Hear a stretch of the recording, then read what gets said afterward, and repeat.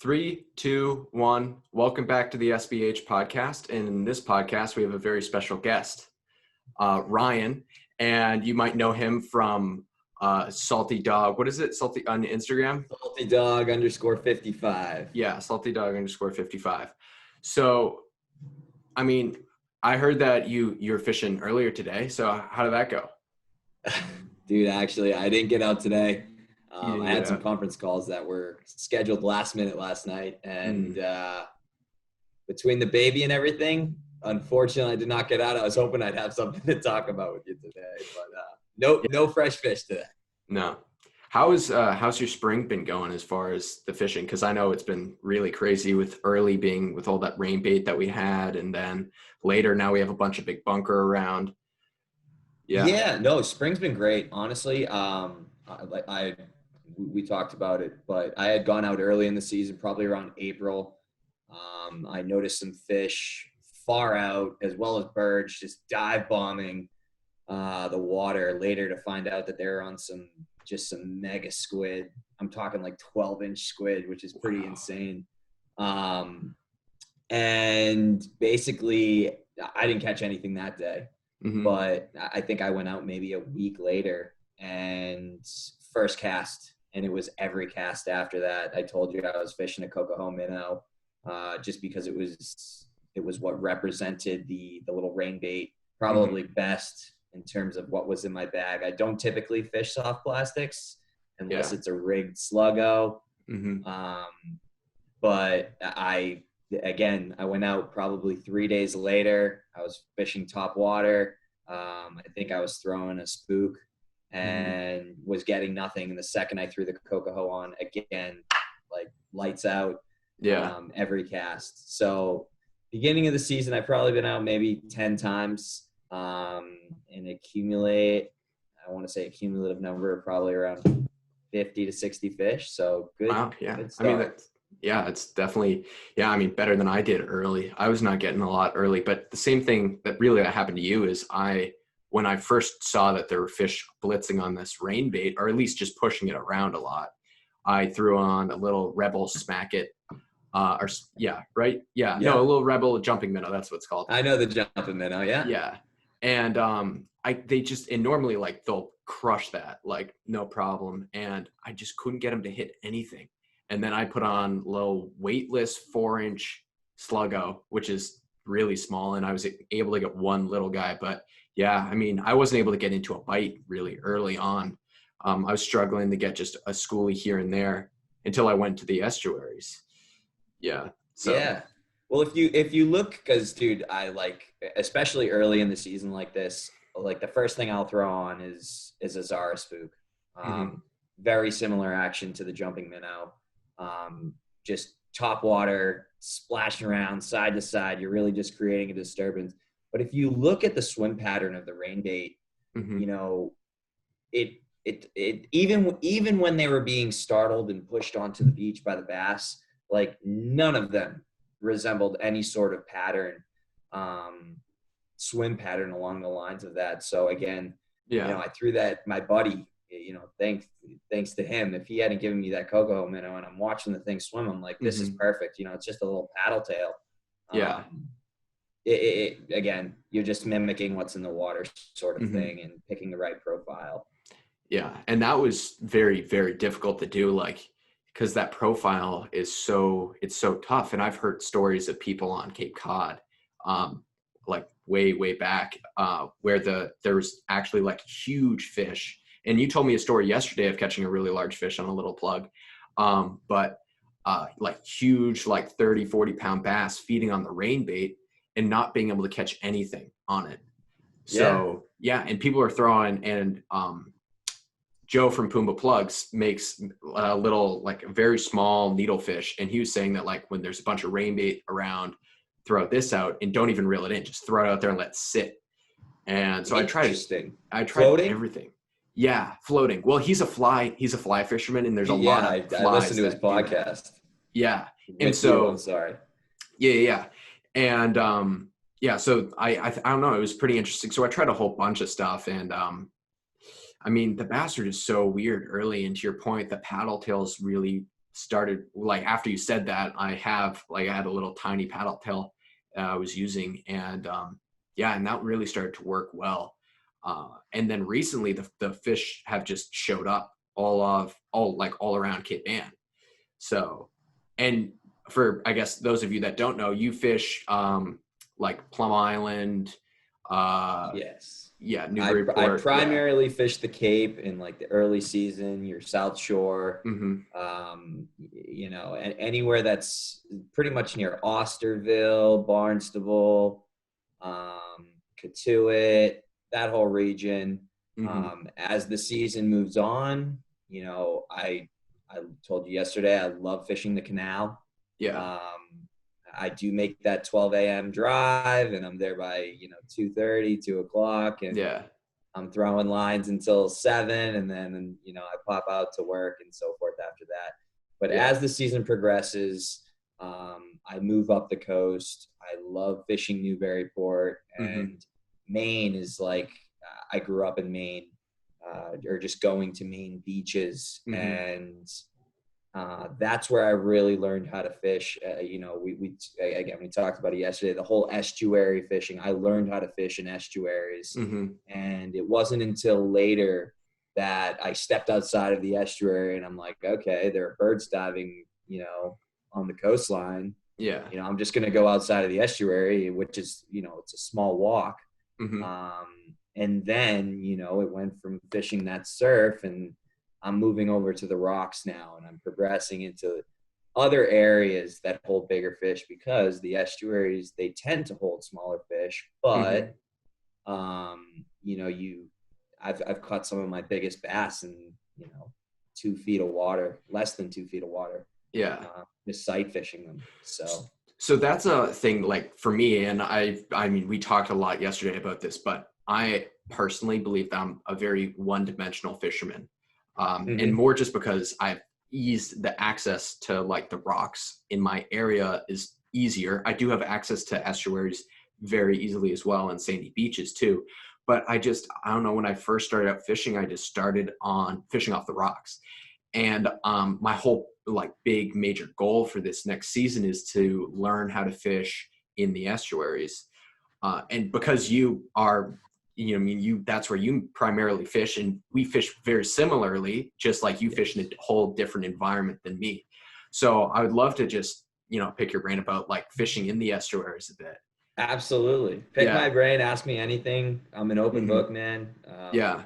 Again, it So, took me over 20 years to learn the stuff that I learned. So, mm-hmm. if I can help some people get on some fish earlier than that, and Mm-hmm. not take that amount of time, happy Yeah. to do so. Yeah. And so one of the biggest things when like I'm first starting out in estuary and really fishing in any location, what I'm looking for is like, where do you start? Do you want to look for current breaks? Do you want to look for wind blowing on shore? Like, where would you start when you're going and fishing on an estuary? So whenever I'm scoping out any sort of new spot, it's always low tide. Mm-hmm. And it's low tide because we can see structure. We can see mussel beds that pop up above the water. We can see boulders that, may hold fish. We can see little, because again, when that current's moving, you're seeing that rip. You're seeing where that rip's going to go. Because towards the end of the tide, it's moving pretty fast. Yeah. So you want to find rips. You want to find almost like sandbars where it's very, very shallow, and there's like this, like kind of, I want to say less than maybe 2 inches of water, and then it dips into these sort of pools. Mm-hmm. Any sort of structure like that, and approach, again, you can't see these things at low tide. I have this, it's funny because a lot of people will be like, oh my gosh, you pulled this fish out of the water at at low tide and this low of water. Mm-hmm. And it's like, okay, let me phrase this to you differently. Let's look at this place when it's high tide, and the water goes from 3 feet and this skinny of a channel, like a very skinny channel, to now it's dispersed over this large area. Mm-hmm. It's like, now I don't know where to fish because I'm throwing randomly, into this giant body of water. Whereas at low tide, you get these skinny little channels and stuff that forms, and where the fish are, because they're not obviously on all this area that's really just filler area, like Mm-hmm. sand and just the stuff that shows during low tide, if you will. Mm-hmm. But yeah, from there, I tend to put on a mask and goggles. I don't do that Yeah. all the time. Mm-hmm. Specifically where I fish in Maine, I had to throw on a mask and goggles to find out what they were eating, Mm-hmm. what they were hiding behind. Like, dude, I had no idea that bass were ambush, feeders Yeah. initially. Like, until I see them, like I'm watching these fish from a bridge and they're swimming behind a pillar, and I'm watching these schools of sand eels just get pushed that can't fight the current. Yeah. I'm watching these fish come out from the pillar, Mm-hmm. swipe and eat these, all these sand eels, and then just go right back to the pillar. And it's super energy efficient for them, Yeah. if we're thinking from a natural selection standpoint, these Mm-hmm. guys aren't using a ton of energy, Mm-hmm. and they're waiting for the food to come to them, and then Mm-hmm. they're going right back to that less less expenditure in terms Mm-hmm. of energy. um, but again, I'm sorry, that was a long-winded answer. No, no, no, no. That's great. Low tide shows structure, shows better rip currents, and that's how you figure out where you can start to fish, maybe during a higher tide, and fish the outgoing, Mm-hmm. or even fish the incoming around those certain areas. Yeah. And so you talked a little bit at the beginning there about the importance of, well, like a muscle bed. Why is, and for like, I've heard a lot of different people talk about why muscle beds are so important. To you, why do you think that a muscle bed is super important for when you're fishing and trying to find what I would say is like productive water in an estuary? Sure. So there's multiple reasons. Mussel beds, they hold crabs. They hold green crabs. Mm-hmm. Like, massive piece of a striper's food repertoire that I wouldn't have even considered throwing on the end of a hook, Mm-hmm. until I saw this guy throwing a fly one day that literally looked like a green piece of bark mulch, Mm-hmm. and he's pulling 40-inch fish out of the water, and he's telling me it Yeah. imitates a green crab and so forth. So mussel beds hold a ton of just green crabs and so forth. Mm-hmm. But the other important thing that I really look for is where the mussel bed meets kind of like a sandy drop. It's almost Yeah. like a hill slant, if you Mm-hmm. will. And it's just because I like to take when I fish in estuaries, I strictly fish live or dead bait, Mm-hmm. really sand eels. Yeah. Like we talked about yesterday, I use sandworms as well. Yep. And I like to put it right on that like mussel bed to sand line. Yeah. And obviously you can't do that if you don't know where the mussel bed meets and so Mm-hmm. forth, which is why you got to throw on the goggles and so forth. Or you Mm-hmm. can just I throw a weight on there, so I'm feeling the bottom when I'm fishing. Yeah. But I feel like the fish can see things better in that sandy region. Mm-hmm. um, I'm not claiming that as fact. Yeah. This is Yeah. just based off of experience. But Mm-hmm. I also know that I'm fishing a sandworm or a sea worm, whatever you want to call it, and I'm fishing a sand eel. Mm-hmm. What are where are these animal or species found? They're found in the sands. The sand Exactly. eels tend to literally dive into the sand. And Mm-hmm. basically, I just pop my sand eel along that mussel bed and basically just bounce down that current, Mm-hmm. following that mussel bed line. Yeah. And it just, again, it produces fish like insanely. Yeah. And so when you're talking about like sandy bottoms, Mm-hmm. a lot of the estuaries that I fish are very muddy. They have that like dark mud that goes all the way down into the water, and there's a lot of like seagrass, and you do have Yes. mussels there, and there are mussel beds. Is that not as productive as when you have sand, or is that just a different type of area and structure? Really, it's all going to depend where or basically what the like main channel. I'm Mm-hmm. looking for the main channel every time. There's this place I fish in Newburyport where there's like this main channel where, again, when I'm telling you like the whole low tide thing, it's Mm-hmm. really just filler area. It's sand or it's mud, if you will. Yeah. And then there's that part that stays deep, even in low tide. It's like that deeper pocket that just it holds fish. There doesn't have to be rocks there. It's just that deeper channel that for some reason fish feel safer, more protected in, Mm-hmm. just because it provides a little bit more structure, maybe. Mm-hmm. Um, I'm just looking for that main channel, even if it's a muddy flat, Mm-hmm. if it's a sandy bottom. Mm-hmm. Where's the main channel? Like a muddy flat, I would be throwing worms all day. Yep. Not Okay. worms, I'd be throwing uh, like a fat eel, Yeah. disgusting, slimy eel. Mm-hmm. Um, just because those are the types of bait that are found in that area. You get your little chubs, or Mm-hmm. I don't know what a lot of other people call them. I call them Yeah. chubs. I call them mud But minnows, but yeah, I don't really know yeah, what they are. the little mud baits. You get those; Yeah. they're everywhere. Sometimes you'll get the herring that swim up, Mm-hmm. um, but usually by the time I'm fishing those estuary areas, the herring Yeah. have moved on, and Mm-hmm. I'm presenting just a different bait.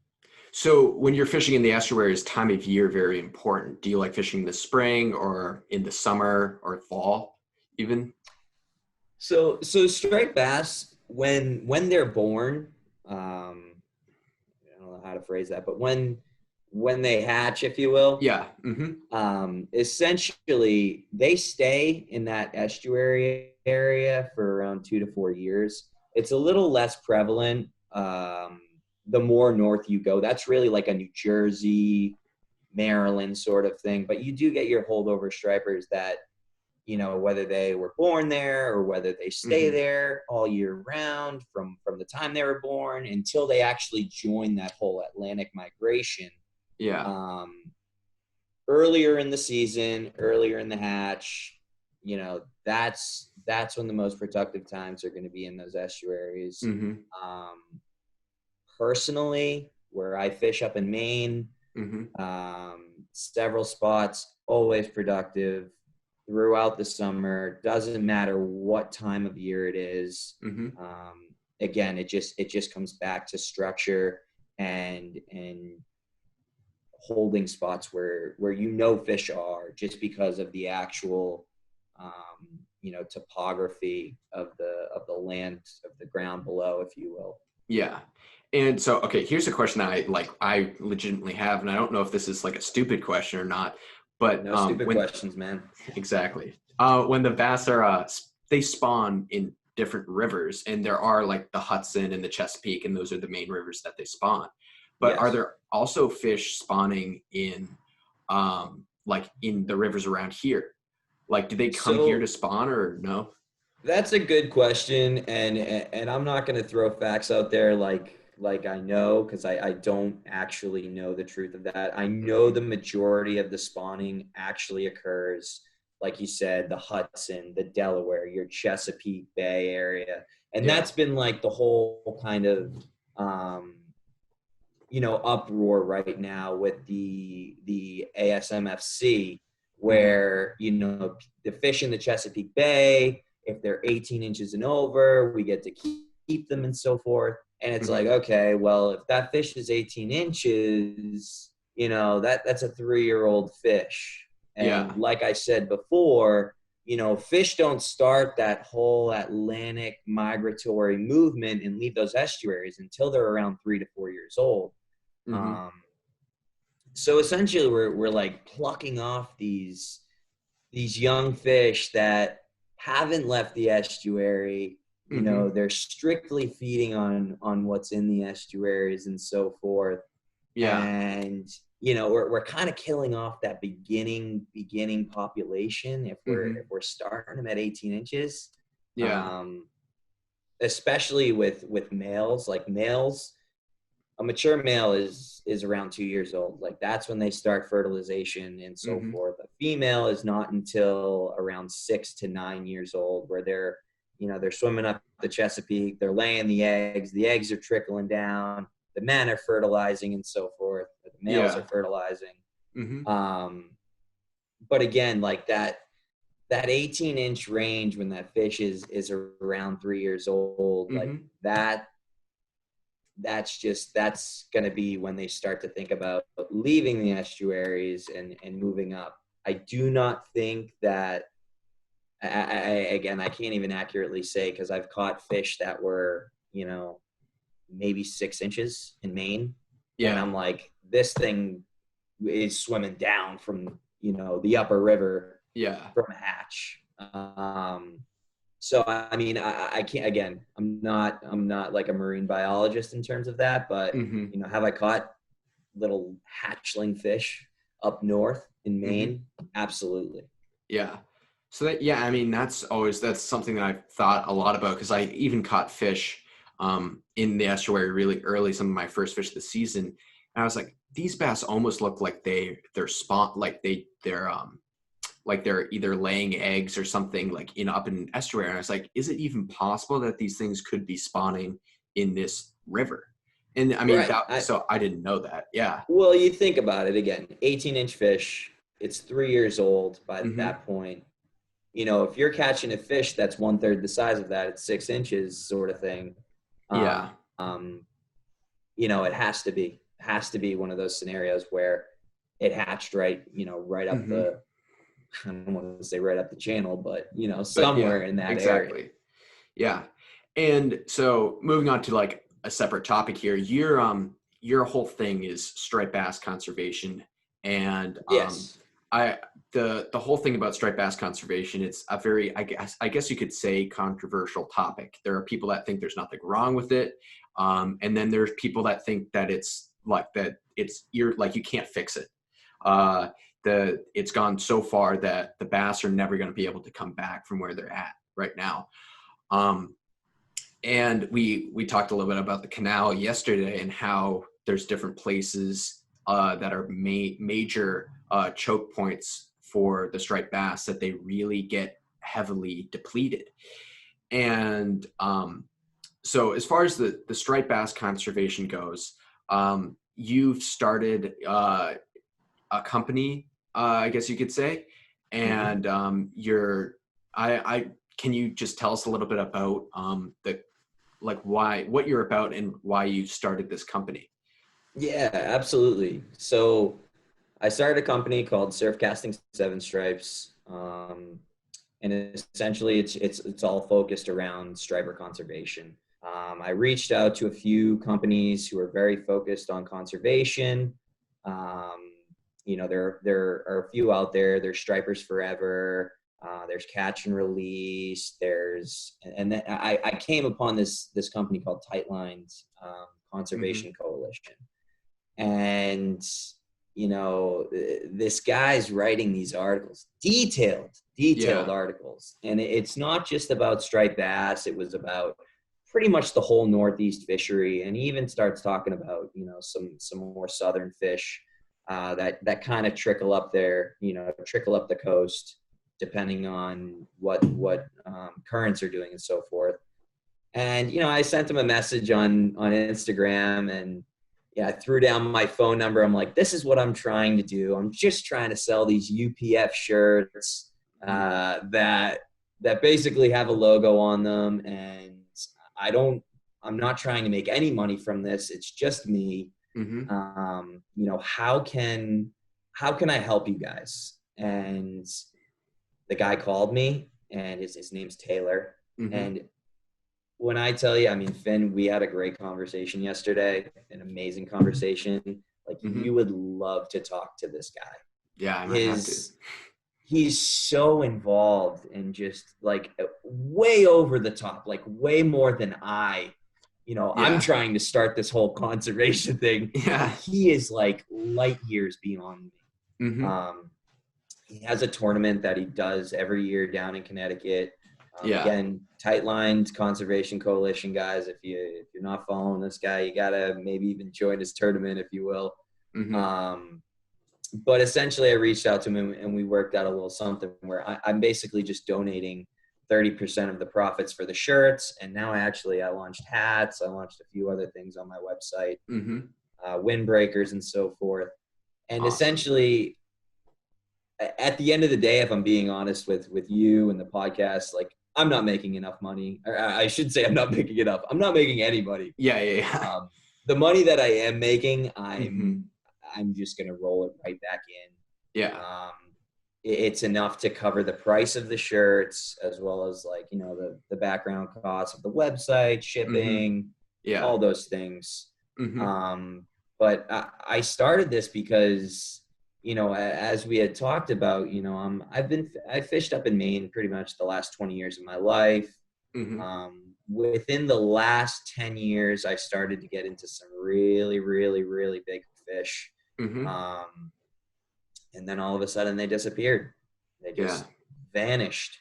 And last year was like this dawning moment. I like to set little goals for myself each year with striper fishing. Like one year I was like, I'm fishing strictly fly fishing all year, and I'm gonna try and do it and so forth. And then last year was like, okay, I'm gonna catch my first 40 pounder, and I'm going to dedicate as much time as possible to doing it. Mm-hmm. And in doing so, I'm hearing through the grapevine that there's bunker in Maine. And again, after fishing there for 20 years and hearing these fishing legends tell me these stories of when the bunker are in and they're slamming them up against the coast and stuff, I'm like, hell yes. I'm like, I am in. Yeah. And I fished this one spot like from 12 a.m. to 4 a.m. and didn't even get a bite. There were no bunker around. So I was like, okay, I'm going to move to a new spot. I moved to this new spot, and there had to have been 20 pods of just bunker everywhere. This is late July in Maine, maybe even early August. Perfect time. Exactly. Took the words out of my mouth. And I'm pencil popping. Yeah. And I'm like, okay, pencil popper is not working. Okay, what am I going to do next? I'm going to throw a larger spook. I threw the Gibbs spook. I don't even know the actual name of it. That's in the bunker pattern, because an injured bunker, I mean, it looks exactly like that. I know. Side to side motion, nothing. And then I'm like, okay, I got a treble hook. I'm just going to start live lining bait. Dude, I had the pogie in the school. I had the pogie out of the school. I had the pogie just free lining wherever the heck I wanted it to go. I threw it in between different rocks. Just no fish. I told you yesterday, I saw some bluefin tuna break the surface. That was probably the coolest thing that happened that morning. But to have so much bait around, big bait, big, healthy bait around, and have zero fish on them, like, just, it destroyed me. I'm like, I've been waiting 20 years for something like this, and here we are, the perfect ideal conditions. Dude, there were even mackerel. There were mackerel chasing sand eels. I'm like, we have the whole food chain. Exactly. We just were missing the one crucial fish that I actually care about catching. And that actually happened to me about 4 times. And I started to get frustrated, in combination with that, I'm down in the canal, and I will say that the canal was my most productive spot last year. And I know a lot of guys will be like, well, if you're catching a 40 pounder in the canal, it doesn't really count because it's cheating.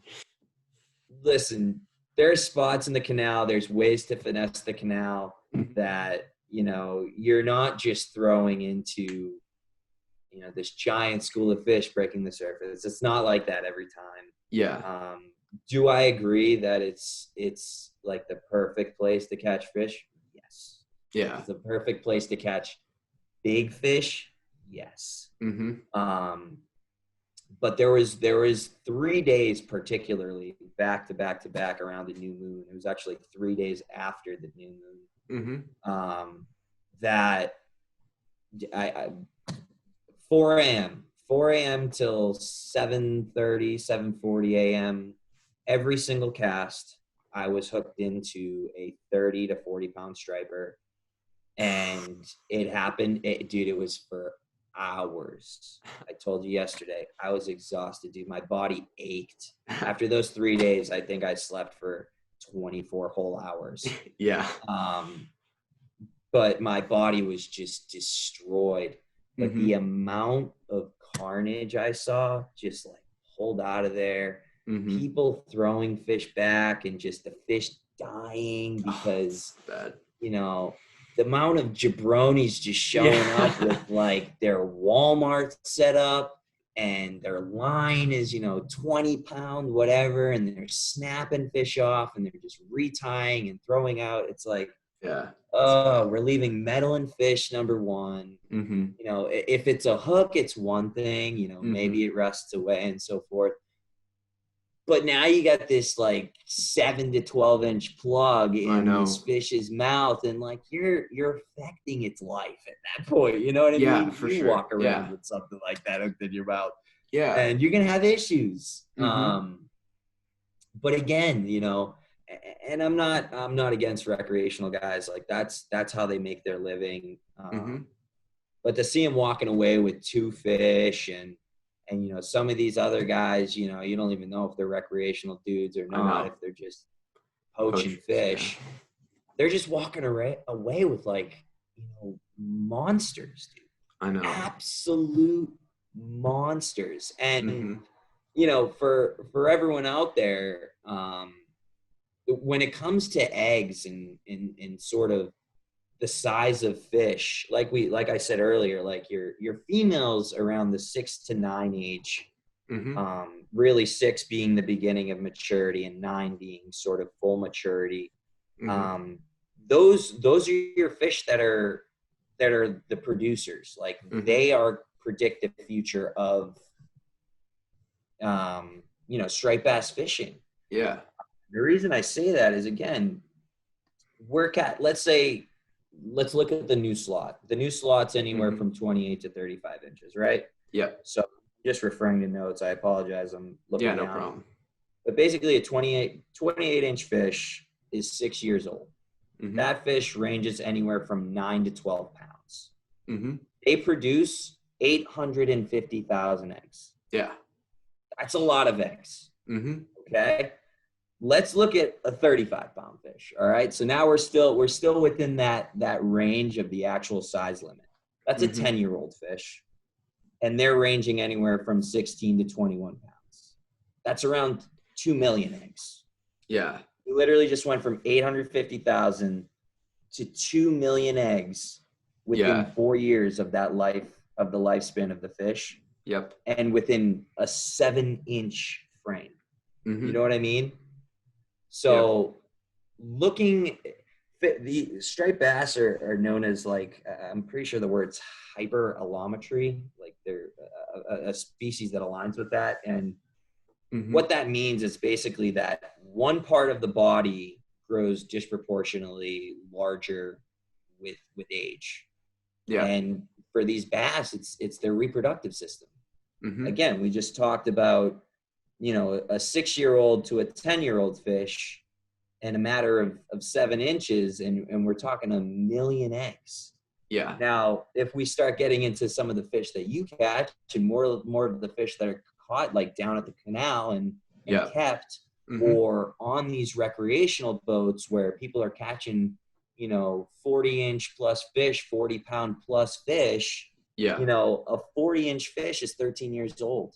That's 22 to 30 pounds. I'm sure you've caught, everyone has their stories where, it's 40 inches and, it's 52 pounds. Like I'm not talking about that, but that 40-inch fish produces 2.7 million eggs. Mm-hmm.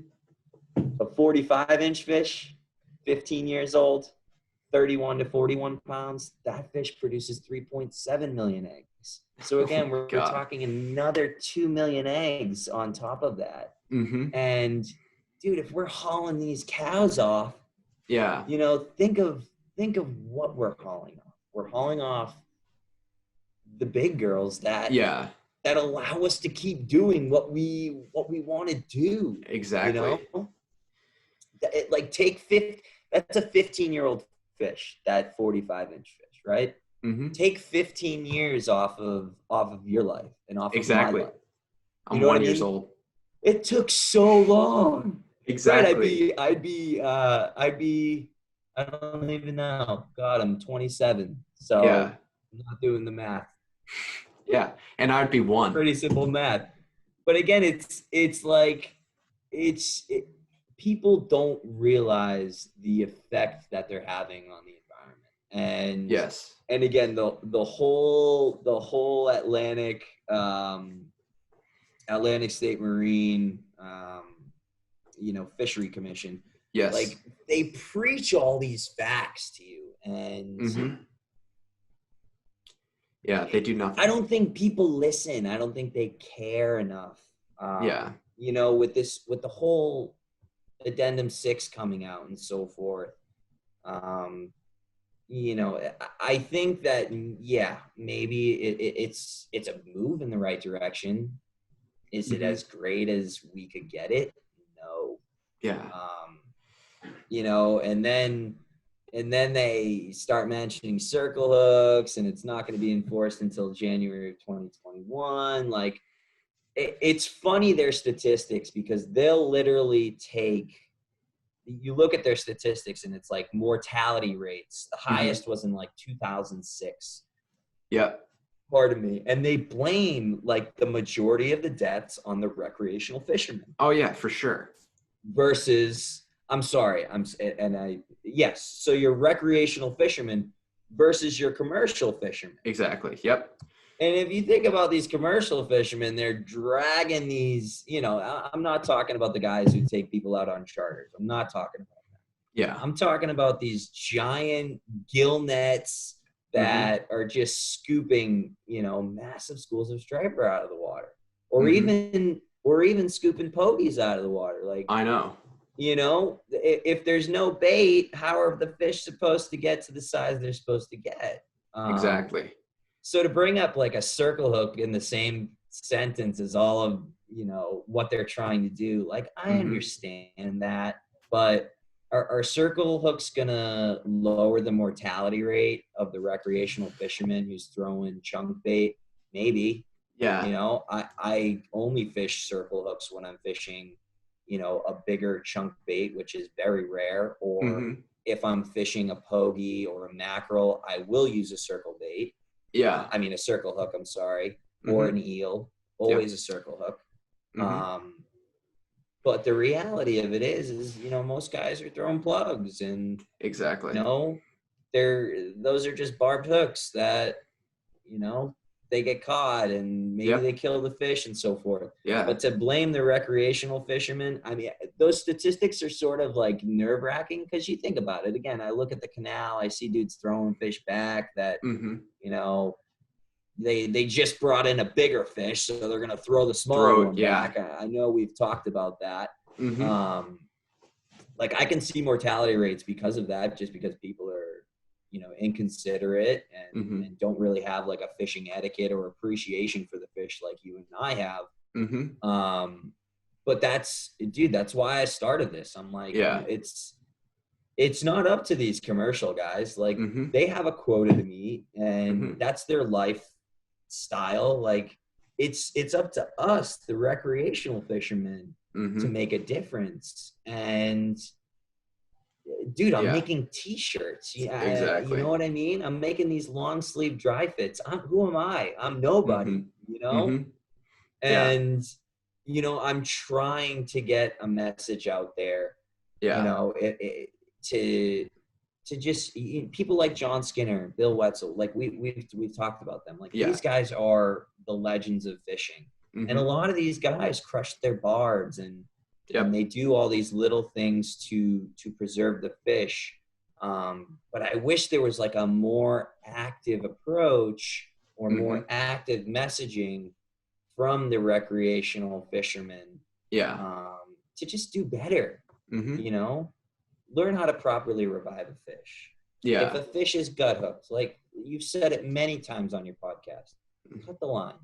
Don't be jiggling stuff around. If you had a hook in your throat, and someone was down there with pliers jiggling things around, messing up your organs, it would not be good. It's a problem. That might affect you for the rest of your life. And you probably will die if that happens. Exactly. So, you know, I know you said this season you were going to start crushing your barbs. Personally, I haven't reached that level yet. Well, I do it for the spring. So the spring, which again, schoolies, I think that's very intelligent. Very intelligent. And even like if if I'm fishing a little plug and I know that like there's less of a chance of me hooking a bigger fish, I'm gonna pinch the barbs because 9 out of 10 times you bring the schoolie, it's freaking all out. It's shaking around like crazy. It's so much easier for that fish to put a hook in your hand than a giant fish is. And so not only for the fish and being able to just take the hook and just slowly pop it right out like a needle. If you've ever stabbed yourself with a needle or had a needle go into your hand, you can just pull it right back out when you get a shot in your arm. It's going to do nothing to you. Same thing with the pinched barbs. And I was fishing a lot of plugs with inline single hooks this year. And I was really pleasantly surprised at how well they hold fish. You hook a fish with that inline single, it was keeping it pinned, even though I pinched the barbs on that too. And there's a lot of time where I had really loose drag and the bass were taking it and their head shaking like crazy. And if that was a pinched barbless, like a barbed hook, it would have shook it immediately. So there's things that like, there's people have perceptions of and then to your point, you said like fishing with big treble hooks. I've had tons of fish eat a plug and the hook, the back treble or single or whatever is so deep in its throat that it's gonna hit the gills, and sometimes they start to bleed. They bleed, and they will bleed out. If you nick a gill, that fish is dead. I'm not gonna say every time, but I've done it enough. Again, like I'm not here criticizing anyone. The slot size used to be 20 to 26 inches in Maine. And again, I fished there for 20 years and probably about 7 of those years, I actively kept those fish. Actively. So I went through that phase. Oh yeah, for sure. We all did. Just, once you start catching more and more, you gut hook a fish or you nick the gill and then the thing's turning belly up when you go to revive it. It kind of hurts. It hurts it definitely does. You feel like you're in tune with these fish and you're taken away from the lifespan. It's I mean, that's at least how I feel. You know what I mean? And so and then my other thing is like, you're talking a lot about how there's a lot of people that are talking about this and then trying to get the people like Bill Wetzel, John Skinner, and the guys in the Surfcasters Journal and On the Water magazine, all of them, most of them, if not all of them, do to some extent support or talk a lot about striped bass conservation. But there's a difference between talking and being heard. And that is the thing. It's very hard for people to actually listen and take in what's going on. I heard some statistic that like 40% of all like bass that you release die, like for the recreational anglers, 40% of the fish. So that means that like every single time the gills get nicked by a hook, every single time, and not, I mean, to your point, like sometimes you hook a fish deep in its throat and you pull the thing out and it just hits a blood vessel. That fish probably will survive, especially if you get it in. If you hook a fish, it's not going to die every time. No. Yeah, it's definitely probably, I mean, it's possible every single time that happens, but that's part of the game. If you want to be a fisherman, you want to fish. And the great part about like a podcast like this and my Instagram is I feel like for every single one of those fish that I know I injured in a way that they probably won't survive because it happens. You can't avoid it if you're fishing. I mean, it's part of the game. Yeah. Um, every single time I try to like speak on people trying to go with me and use barbless hooks in the spring to help the fish. You know, if I can turn around, even though I did something, and this happens to everyone, but just Hmm. to be able to plant the seed in other fishermen's minds that maybe next time when you hook a 28-inch bass, you release it, you know, instead of keeping it. Um, Yeah, it just absolutely. it just helps you. It just makes me feel better about, even though like fish are dying, the more people that just are think more about reviving each fish, no matter how big they are. I mean, it's one Right. thing if you reel a schoolie sized bass and super quick unhook it and like toss it back into the water, that bass is going to be gone instantly. Right. But if you fought the fish on a fly rod, for example, and you're using lighter gear, you want to get into the water with that fish. You want to revive it. And most of the time, it's pretty much instant. You put the fish in the water, it shakes like crazy, and it'll kick off. But you want to make Right. sure that fish is healthy and ready to go. And something that I mean, a lot of people, I've damned with a lot of people, and I feel the handling of fish, I haven't personally handled fish as well as I should have been when they're bigger. And I just wanted to ask We've you, all made the mistake, man. You know what I yeah. mean? It's just a learning process Mm-hmm. and an appreciation that you develop as you, and then you just don't make that mistake again. You Mm-hmm. know, things Yeah. happen. Mm-hmm. Yeah. Continue. I'm sorry, I cut you Yeah, off no, there. no, no, no problem. And so questions that are commonly brought up, and I know that you're not a scientist, so you might not know a lot, like if this is for sure the case, but handling a fish by, for instance, like it's a really big fish, and I know everybody does this. I've seen videos of, you know, like the John Skinners of the world, the Bill Wetzels, you know, if it's a big fish, they'll grab the fish by the gill plate, not by the gills, but by I the gill know. plate. Yes. Does that fatally impact the fish? You know, that's a really good question, and I've really struggled with that over the years. I've struggled watching people do it. Mm-hmm. Um, I'm going to answer this as best as I can because I don't actually know. I never do it personally, Mm-hmm. but someone like John Skinner, he Mm-hmm. does it. He does it all the time. Does it Yep. all the time, Mm-hmm. and I trust that guy. Mm-hmm. Actually, mortality rates are the lowest out of New York, That's so and interesting. honest to God, dude, it's probably because of people like John Skinner and the Bill Mm-hmm. Wetzels, Romans of the world. Like Mm-hmm. those guys are doing progressive things. Mm-hmm. John Skinner, a lot of the time, dude, if he doesn't have to lift the fish out of the water, he unhooks it right in the water. Yep. Unhooks it in the water, doesn't touch it. This is a 40, sometimes Yeah. 40-inch fish. Yeah. I'm like, I want that in my hands, man. Exactly. It just shows you how many I'm big fish all for that guy's caught. CP. I'm for CPR. You know what I mean? You catch, picture, release. Release. Yeah. Um, but he doesn't even take the fish out of the water. Mm-hmm. And, I'm sure the majority of his following is out of New York, and these people are listening. And Mm-hmm. and at this point, it just comes down to facts. You know what I Mm-hmm. mean? Like, I think their mortality rate was like 7% for recreational fishermen, which Yeah. is low. Massachusetts alone, which is probably It's got to be the half the worst. size of New York, is 10 more percent. It's 17% mortality rate. Do you think that's because of the Um, canal? with without a doubt, Yeah. without a doubt. Mm-hmm. And that kind of goes back to the whole treble hook thing that you were talking about, switching to inline singles.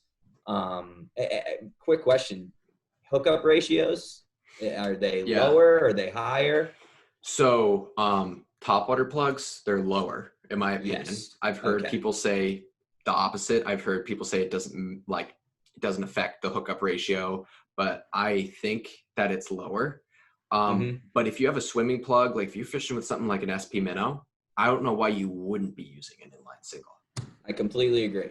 Completely agree. Mm-hmm. Um, but even personally, I have inline hooks on a few of my plugs. Yep.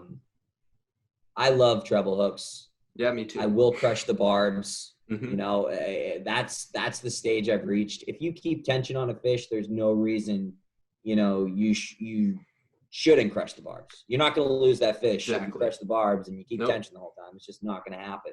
Mm-hmm. And if you do, it's happenstance or just an attest to who you are as a fisherman. Maybe you haven't fished long enough. I don't know. Yeah. Mm-hmm. But like something like the Zara Spook, yeah. super slim profile, is probably about 5 inches, maybe less than that. It's probably around 3.5. And, there's 3 treble hooks on the thing. Oh, yeah. It's a 4-inch bait. Exactly. And there's 3 treble hooks. I'm like, it's unnecessary. Out of the box kind of thing. It's like, mm-hmm. take the middle one off. You mm-hmm. don't need it. Exactly. But then again, it's like, it's kind of like we were talking about eeling yesterday, and I don't know if you want to get into it. No, I definitely want to get into it. I was about to say. Yeah, eeling, any sort of live bait. When you're fishing, you feel that tap. That initial tap is the fish opening its mouth like a vacuum and sucking it into its gullet. Yes. It's a very, very powerful and fluent motion. It's one motion. Yep. Now, if you hold on and you wait for that, because sometimes a fish will swallow something, and then they'll do like a second one to get it down into the gullet. And if you fish live bait, you know what I'm talking about. That's why sometimes these fishermen who are fishing a larger bait, like a pogie or something, they will wait. Sometimes I even flip the entire bail. I have a lot of bait runners on this stuff that when I'm fishing live bait, I'll just flip the bait runner, you know what I mean? And I'll let them take it. They run for I give them maybe 5 yards. Okay. Maybe. That's way too much. Yeah. I shouldn't even say 5 yards. Yeah. I count to 5. Yeah. Okay. Yeah. Before I'm setting the hook. Yeah. If it's any longer than that, it gives that fish more time to suck down that big bait and literally get it into the gullet. And if you're fishing a J hook, if you're fishing a circle hook, no matter what, that fish will be gut hooked. Oh yeah. With my smaller profile baits, like I fish within the estuaries, like a sand eel or a sandworm, I'm using this, a very thick little trout hook. And come schoolie season, those schoolies, they're finicky. They pick. Yep. You can feel them. Again, if I have a foot long worm, and I have a foot long fish, that fish is like chomping at the bit a little bit. Yeah. You can literally feel the what a nibble is and what a pull is. Yeah. If you're using braided line, you can feel when a fish farts on your line. Yeah, you know exactly. what I mean? Yeah. They're right there. And it's the guys that wait, those additional 2-3 seconds that allow that fish to really get that hook deep. And you end up gut hooking the fish. Yeah. So my favorite story about me and my in fishing eels is when I learned, because again, I learned by watching videos on YouTube, reading about it in books and whatever. And so many people in videos and books and all over the internet say you want to bow to the cow, Yes. And 100% of the time, if you do that, if the fish is bigger than, I'm going to say 35 inches, eating your eel, it's going to be gut hooked. Even 35 inches, it will be gut hooked, regardless of what you're using.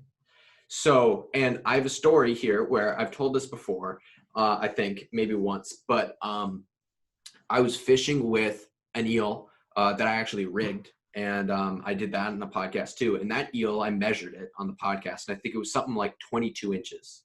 So the eel is 22 inches long. It's huge. I remember this and story. It's about that thick around. It's ridiculous. I think it weighs like 1.5 pounds. And so I cast this thing out here. It's crazy. I'm like throwing a whole giant fish to catch another giant fish. and I'm reeling this thing in, and I feel the taps of a fish on it.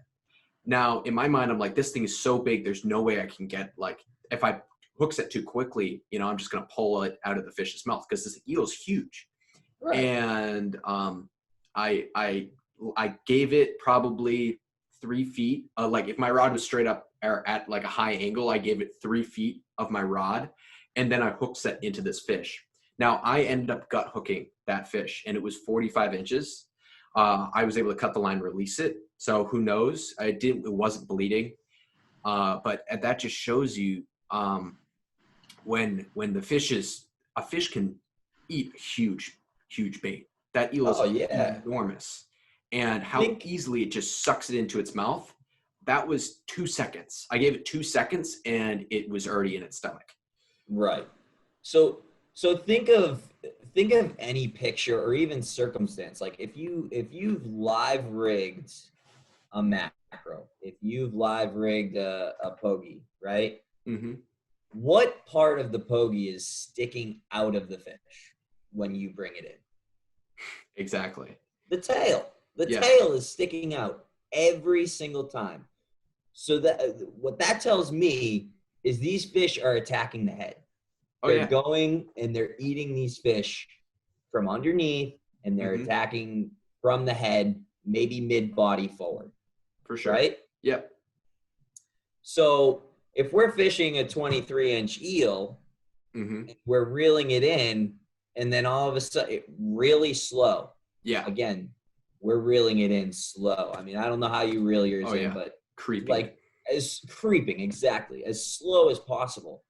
And you're telling me that after that first bite, you're going to bow to the cow, give that fish like, what, 4 more seconds so you can start to feel it start to run and start to, suck that eel down again? Mm-hmm.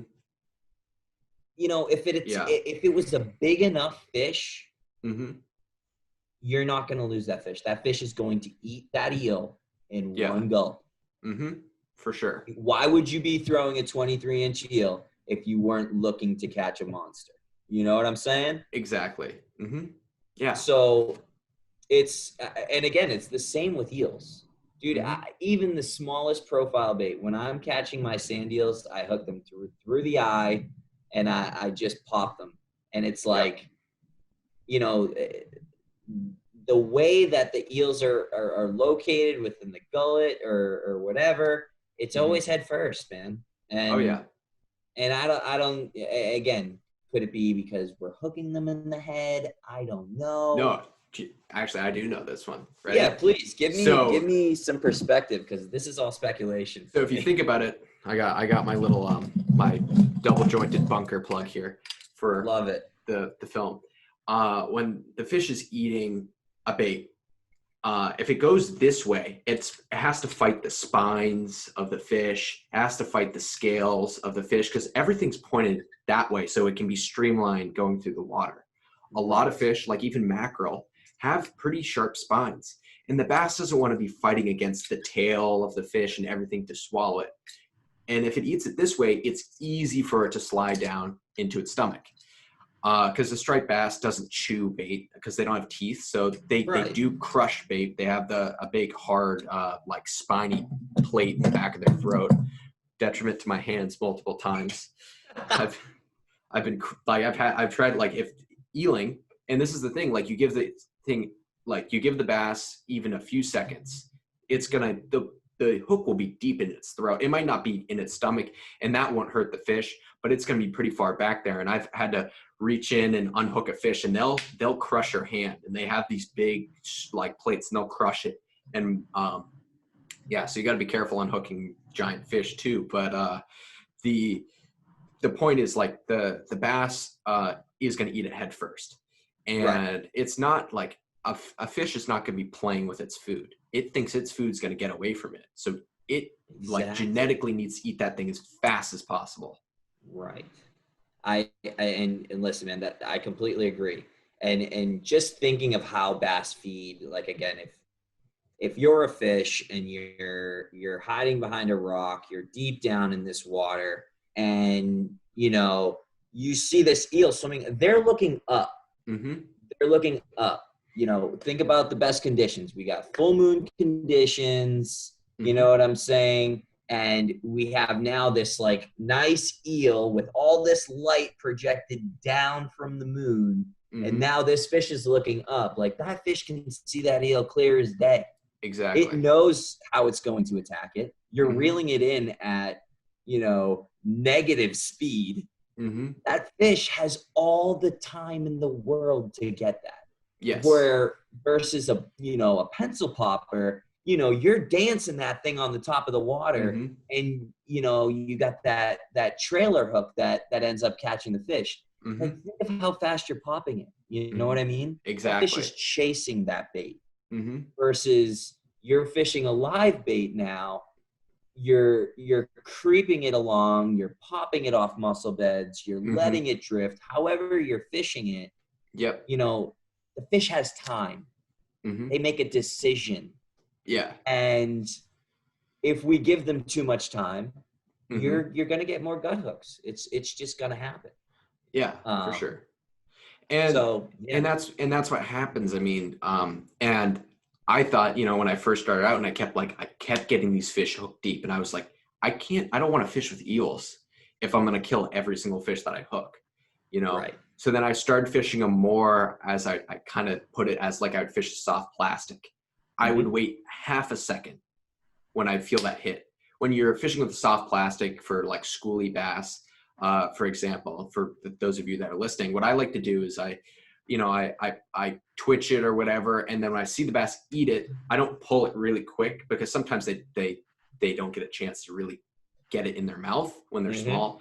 So you want to pause for half a second and then you hook into them, and then it's all fine and they're not hooked deep or whatever. But when you're fishing with a live eel, I kind of treat it the same way. As soon as I feel those taps, I wait half a second.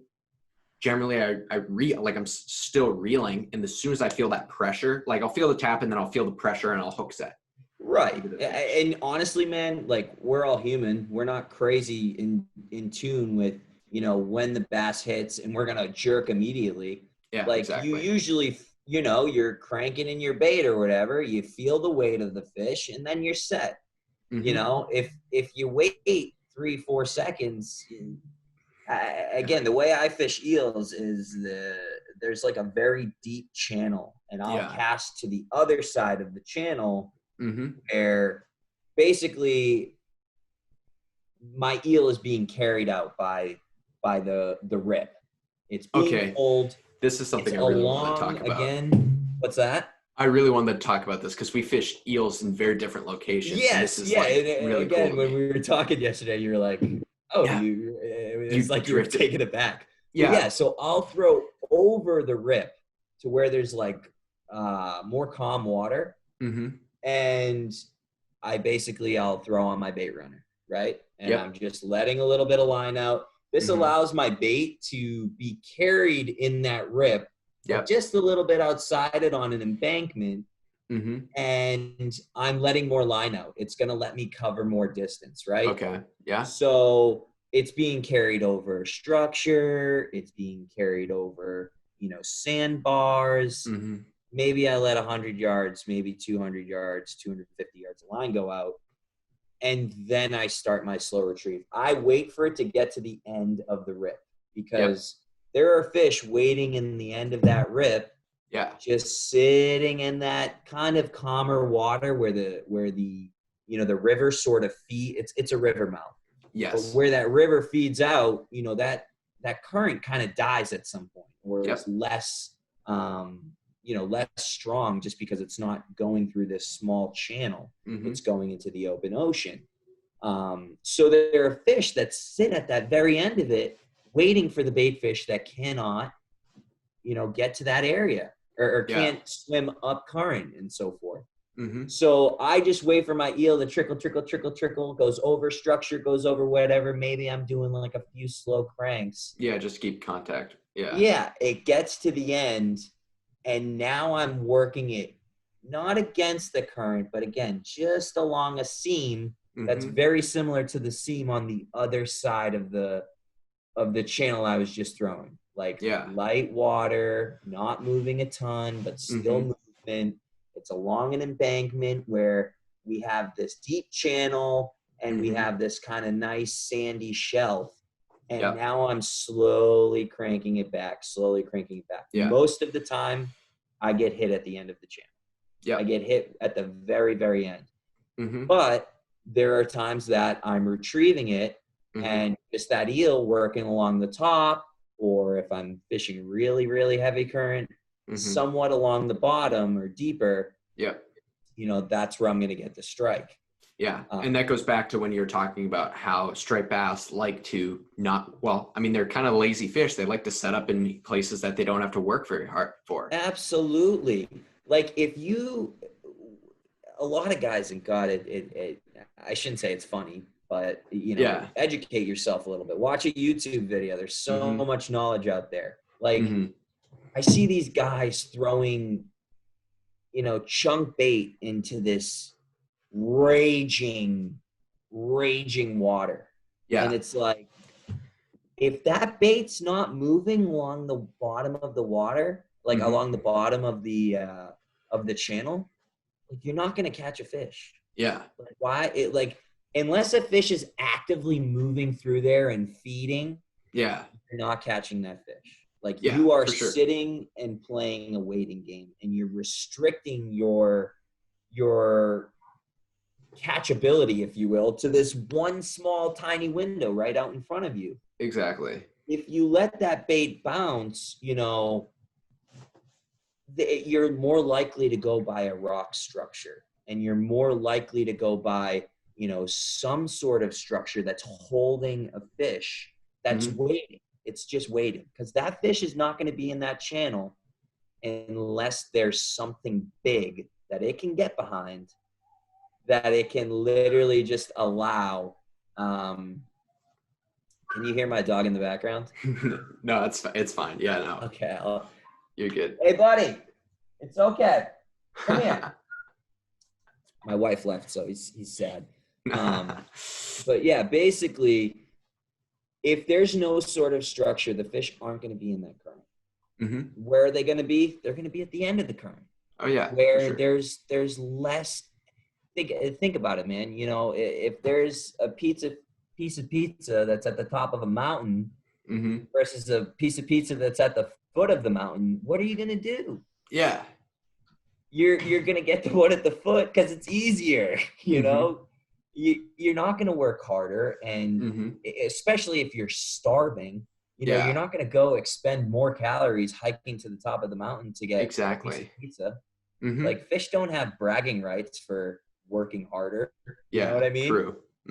It's one of those things, especially with eels, dude. Like, I've heard stories, and my buddies have sent me pictures where there's literally a ponytail sticking out of this fish's mouth, and he caught that fish on a live eel. Yeah. That's why I love fishing live eels, because I know it's such a confidence bait for me, because I know that if there's a big fish that moves through that area at all, it's more than likely going to eat that eel, regardless of how full it is or how hungry it is. Well, that's what I'm saying. I use pizza kind of as an analogy, because it's like, you could have had dinner 10 minutes ago, and then a large cheese pie comes to your house, and you're like, I can eat a slice. Yeah. You know what I mean? Exactly. Yeah. No one's saying no to that. Very, very true. Yeah. And that's eeling is such a cool thing to me, because an eel, if you could like create the perfect, like, eels are like, contrary to popular belief, some people say they can't keep eels alive. I don't know how that's possible, because I've seen eels literally, because I have a tank. Like, I keep eels in a tank. What I'll do around a moon phase, and I talked about this literally in the podcast I posted the other day. I'll buy like 25 eels, and I'll keep them in the tank throughout the 6 days around the moon phases, the full and the new moon. And eels, I don't know if you know this, I don't know if you do something similar to this, but eels are so good at escaping. I don't know if you've had an experience. Eels can escape from humans, because yes, they're slimy and No. They'll Gross. find their way out of like a terrarium tank. Like I put them in like a fish Oh, tank. really? They're so good at escaping out of things. It's extraordinary. Like Yeah, I've talked to yeah. A guys at lot of my tackle buddies stores that keep the have water store. super low in their Yeah. tanks because of that. It's hmm funny you say that. And so I literally, what I do is I have a tank, like a 10-gallon tank, and I put like a 10-gallon filter going just to keep the water circulating. I don't really have Yeah. a filter in there. I just have the water circulating, and I'll change the water every other day. And the eels are perfectly fine. But my point is, I've had eels climb out of the tank there, slither onto my driveway in 80-degree weather, black pavement, and I found them 4 hours later. They're completely dried out, and I put them back in the tank, and they rehydrated and swam away in the tank. Wow. And I used them that night, and I literally had one fish or one eel that there's like wasps like eating on the driveway, and I caught a fish, like a really large fish on it that night, the same That's eel. awesome. So eels are That's a good story. ridiculous. You No, couldn't you I couldn't I get a agree. better For thing. the people who say that they can't keep them alive, that's Yeah. sort of strange to me. What I tend to do, like if I'm props to you for the water tank and everything. I'm Yeah. not that into it, but sometimes I'll fill a 5 gallon bucket and I'll change the water out every once in a while. Yeah. Um, but most of the time, what I'm doing is I have my eels in a plastic bag. That's how I get them when I buy them, hmm and I fill a 5 gallon bucket with like a little bit of ice towards the bottom. Yeah. And all I'll do is I'll poke some holes in the bottom of the plastic bag and just open it up over the top of That's really smart. Yeah. the 5 gallon bucket. And Mm-hmm. that way, they have fresh oxygen. Mm-hmm. Their slime is draining out into the ice. Yep. They're kind of kept in a paralytic state Mm-hmm. where they're manageable. But like Mm-hmm. if I'm gonna go fishing with them, they're going in a mesh. I have a mesh bag that I tie to my wader belt, Yeah, me and too. yeah, I'll use that. Or I'll like if I'm really fishing for an extended period of time, I'll even put the eel bag in the water since it is mesh, and Mm-hmm. I'll put a rock over the top of it so that they stay somewhat calm, cool, and collected, Yeah. but or lively, if you will. Yeah. But yeah, man, the eels are as much of a pain in the ass as they are to deal with. Yeah. They're just producers, man. You I know. can't argue with it. I've had sand eels that I had in my bathing suit pocket, and I fished with them all day. And the next thing I know, my bathing suit smells like absolute like garbage, horrendous. You don't even want to be near me, sort of thing. Yeah. And it's like but that's what catches those fish, and Oh, that for sure. if I didn't have anything to hold it, I'd stick them in my pocket again. You know what I mean? Yeah, I know, because they just produce fish, and if you're out there and you have a spot and you can consistently catch schoolie sized bass out of it, get yourself eels, and fish Yeah. that around a moon phase with your favorite tide or wind or whatever with eels, and more than likely you'll at least get a bass that's in that mid to high 30-inch range. Most of the Right. time, and I kind of category a fish under, even I guess fish up to like 40 inches, I'd category more on that schoolie sized fish. Those fish that will follow around and be in the mix of bass that are like 20 inches. When you get a little over 40 inches and you get into those bass that are like 30, like, I don't know, 45 inches, even up to 50 inches, I guess, those fish are going to be most of the time by themselves or maybe with one or two other fish of similar size. Right. And so realistically, there's spots that produce, or that there's spots that hold much larger fish just because of the bait that's around. And I talk a lot about how you want to fish where I try to fish where I know there's big bunker schools offshore. One of my like best producing spots, consistently every single day, you can go offshore 400 yards and there's giant bunker schools all year. At least last year, that's what happened. Huge bunker schools. And people on the bunker schools were having a very hard time catching bass. But at night, all of those fish that were underneath those bunker schools that were eating as much bunker as they could would come into the rocks at night. And that's when I'd be actually ending up catching them. And you talk about fishing in Maine, and eeling in Maine, and we have very, I guess, I mean, now they're pretty similar when you get into the rocky areas, but when you're fishing in an estuary or in a river, what is your like line, leader, and like hook that you use? Because this is something that I get so many questions about. Dude, you're gonna laugh. Because when I first started, you know, going for these larger fish, I reached out to my buddy and he's like, hey man, you need an 11-foot pole, you need 60-pound braid, you need 60 to 80-pound mono. I'm like, what? Yeah. And he's telling me about these reels and specifics. He's like, your drag has to be pinned. I'm like, okay, I'm fishing in this little tiny body of water with a 7-foot pole, with literally 15-pound mono at the end of my at the end of my leader. I'm using a 15-pound leader. And dude, I never even looked up the poundage of my swivels and so forth. I'm fishing a 1-ounce weight. And it's just because, like, where are the fish gonna go? You know what I mean? In an estuary, In an estuary, or even in a sandy bottom, there are some nice areas I can show you up in Maine where they just hold fish. And when you hook into that fish, where is it going to go? Straight out. It's just gonna go straight out, or to the left, or to the right. Like, I am more concerned about my line wrapping around a swimmer's leg than getting hooked, getting wrapped around a rock or any sort of structure.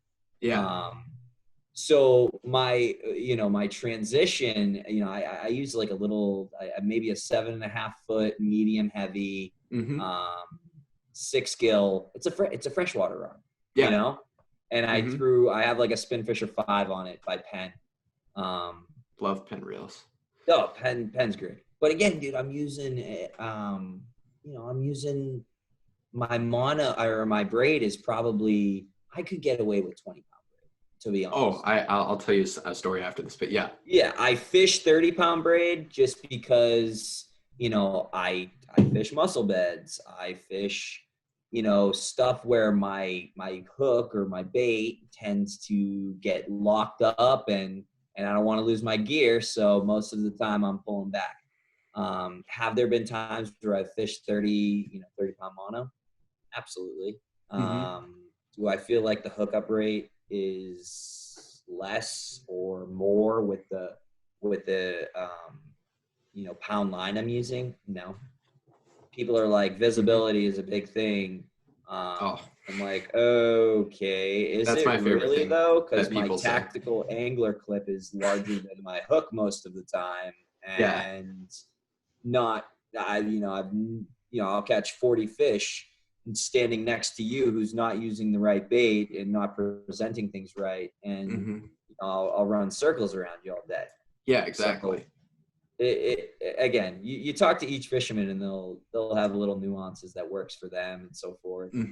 It could be, a lot of the stuff is like circumstantial or specific to a certain area. So again, like, I was fishing low profile, like minimum visibility stuff, before I started getting into these big fish. And now, my buddy's telling me to throw this, this giant wooden stick bait that doesn't even look like a fish to me. And I'm like, these fish,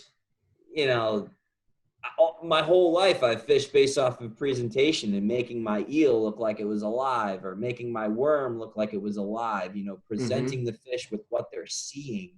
Rather than this Danny plug that is the most like visually disgusting thing I've ever seen. But that it taught me to appreciate swim patterns and stuff, because you're looking at that Danny plug and how it works, and the wobble and stuff, and the wake it creates behind it, if it's not a deep diving Danny. And like, it changed my whole way of fishing and my whole mindset on presentation. So I'm happy you asked that. Yeah, and it's funny. So the one seminar that I've ever gone to, the guy was talking about eeling in estuaries, and he was using 11 to 15 pound braid, Yeah. and he was catching 50-pound bass on this. Yeah.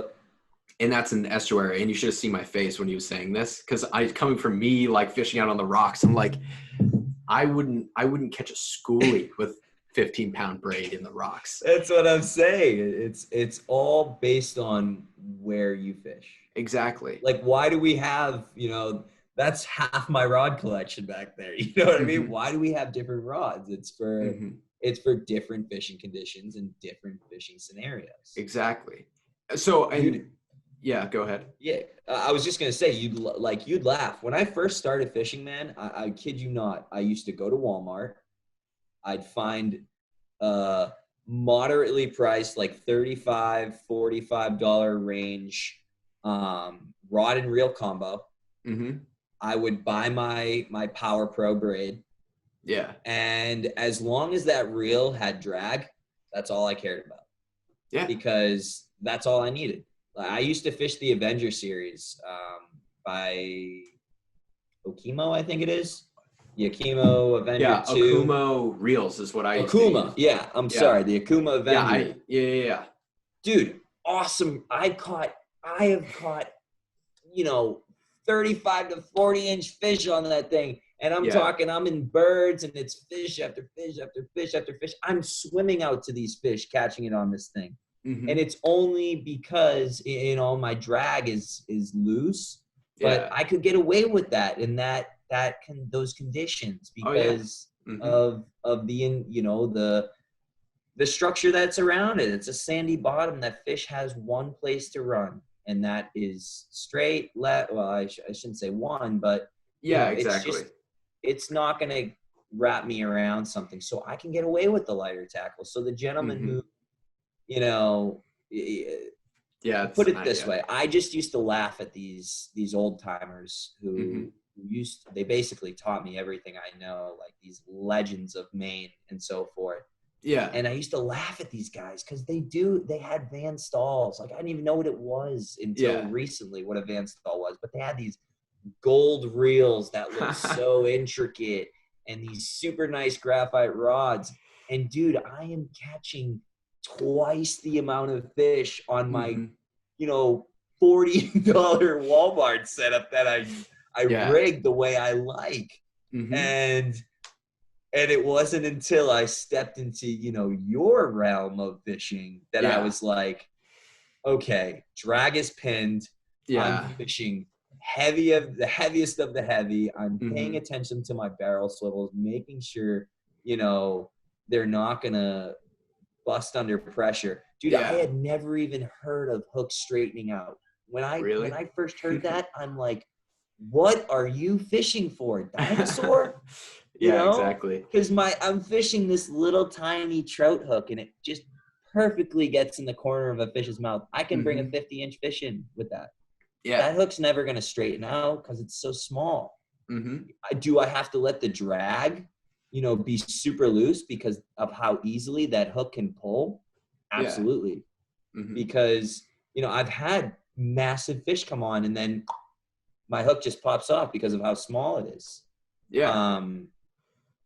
Devastating. I know. Sleep a little bit. Yeah. But so many times. Yeah. Based on where you're fishing, things change.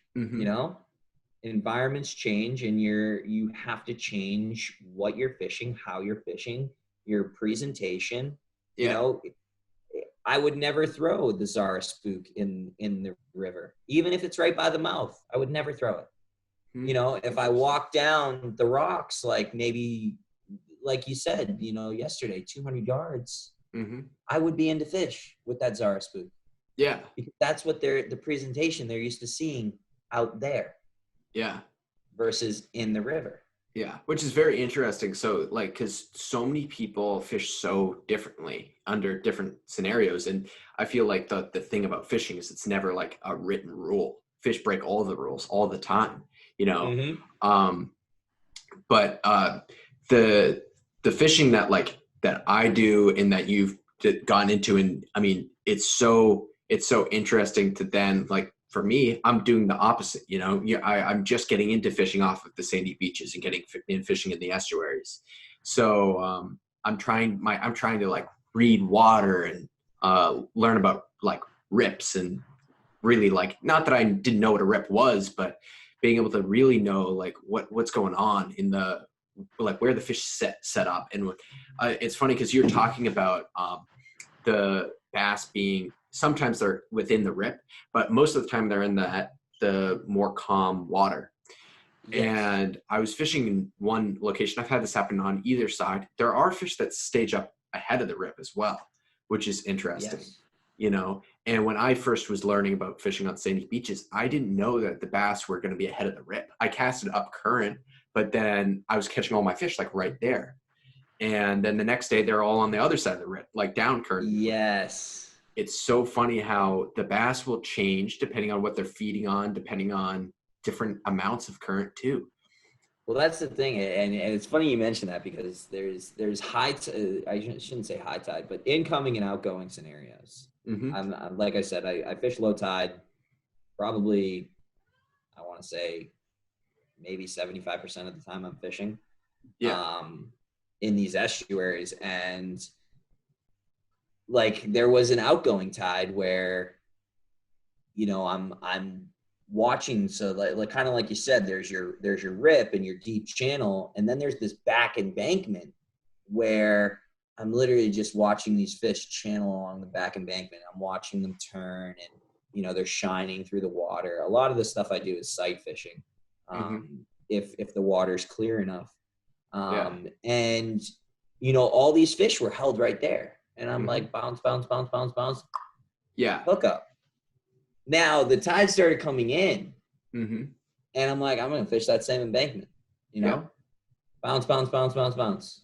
I'll hook up every maybe 3 casts. Mm-hmm. I'm like, okay, why isn't it as electric? Very simple. Throw on some goggles, and I'm swimming in the river, right? Yep. And dude, when I kid you not, I'm talking like water trickling over a surface, again, maybe 2-3 inches of water. Yeah. And then there's this one pocket where maybe if you step into the pocket, it's up to like your mid calf. Mm-hmm. There had to have been 80 fish in there. Bro, 80 fish. Yeah. Here I am, I'm swimming in my goggles, and I'm like, whoa. I'm Yeah. like, dude, I have never sprinted out of the water faster to go get my equipment. Yeah. Fortunately, it's on a beach, so I'm super close. I go grab my stuff, and dude, again, Yeah. like I'm throwing it onto this 2-3 inches of water where I can literally, if I wanted to reach in and pull it out, Mm-hmm. and I'm just dropping it into this, 4-inch difference in water height. Mm-hmm. And all of these fish are at the beginning of the rip, like you said. They're not at the end of it. Yeah. Those fish that I originally talk about on outgoing, they're on this embankment where the water's pushing up against. And Mm-hmm. now these guys are at like the lead of the rip, Yeah. but it's just because of that 4-inch difference Mm-hmm. that, again, these sand eels are being pushed into this. Let's say here's your 3-4 inches of sand right here. They're being Yeah. pushed into this sand dune almost. They can swim through the sand. Mm-hmm. And guess who's waiting on the other side? Literally a school of bass.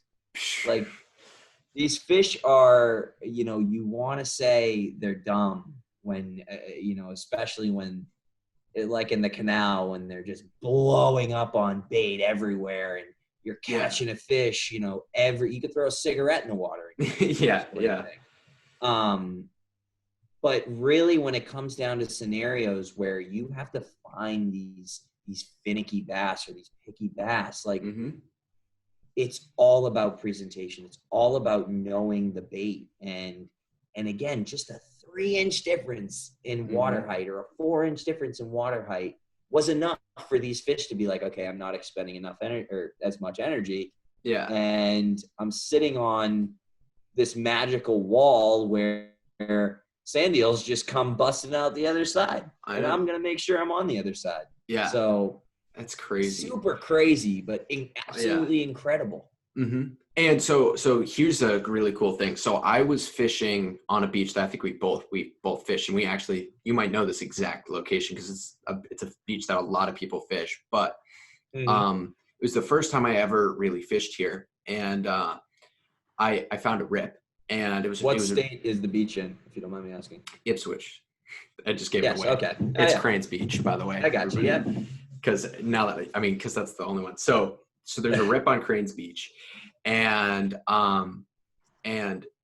it's I'd never really fished cranes before, and I was walking along the shoreline getting destroyed by greenheads, and I walk up to this rip, and in 4 inches of water there were 50 fish, 50 like schoolie size, maybe up to 25-inch bass, Yep. hailing in the water like bonefish. Like if you've ever like gone somewhere tropical, and like I've done it once, like fly fish for bonefish, and where they're tailing on the flats. Yep. Looked exactly the same way. Their noses were in the sand, and they're feeding on little like sand eels and little crabs. But they're in inches. Same scenario, literally exact same scenario. I almost wonder if it was the same spot, but like, yeah, that's why I said that. So, because it was like the exact same scenario where, super, super shallow water, with the current moving over the top, dropping off just a little bit. And then these fish were racing up out of this little drop off that probably dropped into maybe 4 feet. And then it was just, the bass were coming up, and there must have been hundreds. Although, like me being the rock shore fisherman that I am, had nothing that was light enough to not dig into the sand there. I didn't have anything with me that I could use there, where I needed something like, I really needed a fly rod. That's the only thing I really own that I could have drifted through there. If you had a fly rod in that situation, you're throwing a clouser, you're throwing anything that looks like a sand eel or a deceiver, like you would have hooked into all those fish. You know what I mean? Exactly. Yeah. No problem. There is one hungry fish in there at least. Yeah. Oh no. And they were chasing, like I was throwing a pencil popper. Actually, you know what? I did catch a fish. I caught one on like a pretty big pencil popper too. So they were aggressively feeding. And that, I mean, it was really cool to see, because I'd never seen bass do that. And it just shows you in how many different like environments these fish cover. They can be in super deep water, they can be really shallow. It's pretty extraordinary. But on the topic of fly fishing, we both at some point in our fishing have really got into fly fishing. Yes. And I want to talk to you a little bit about like the journey of like getting into fly fishing, because I thought, I mean, when I did it, it was so much fun.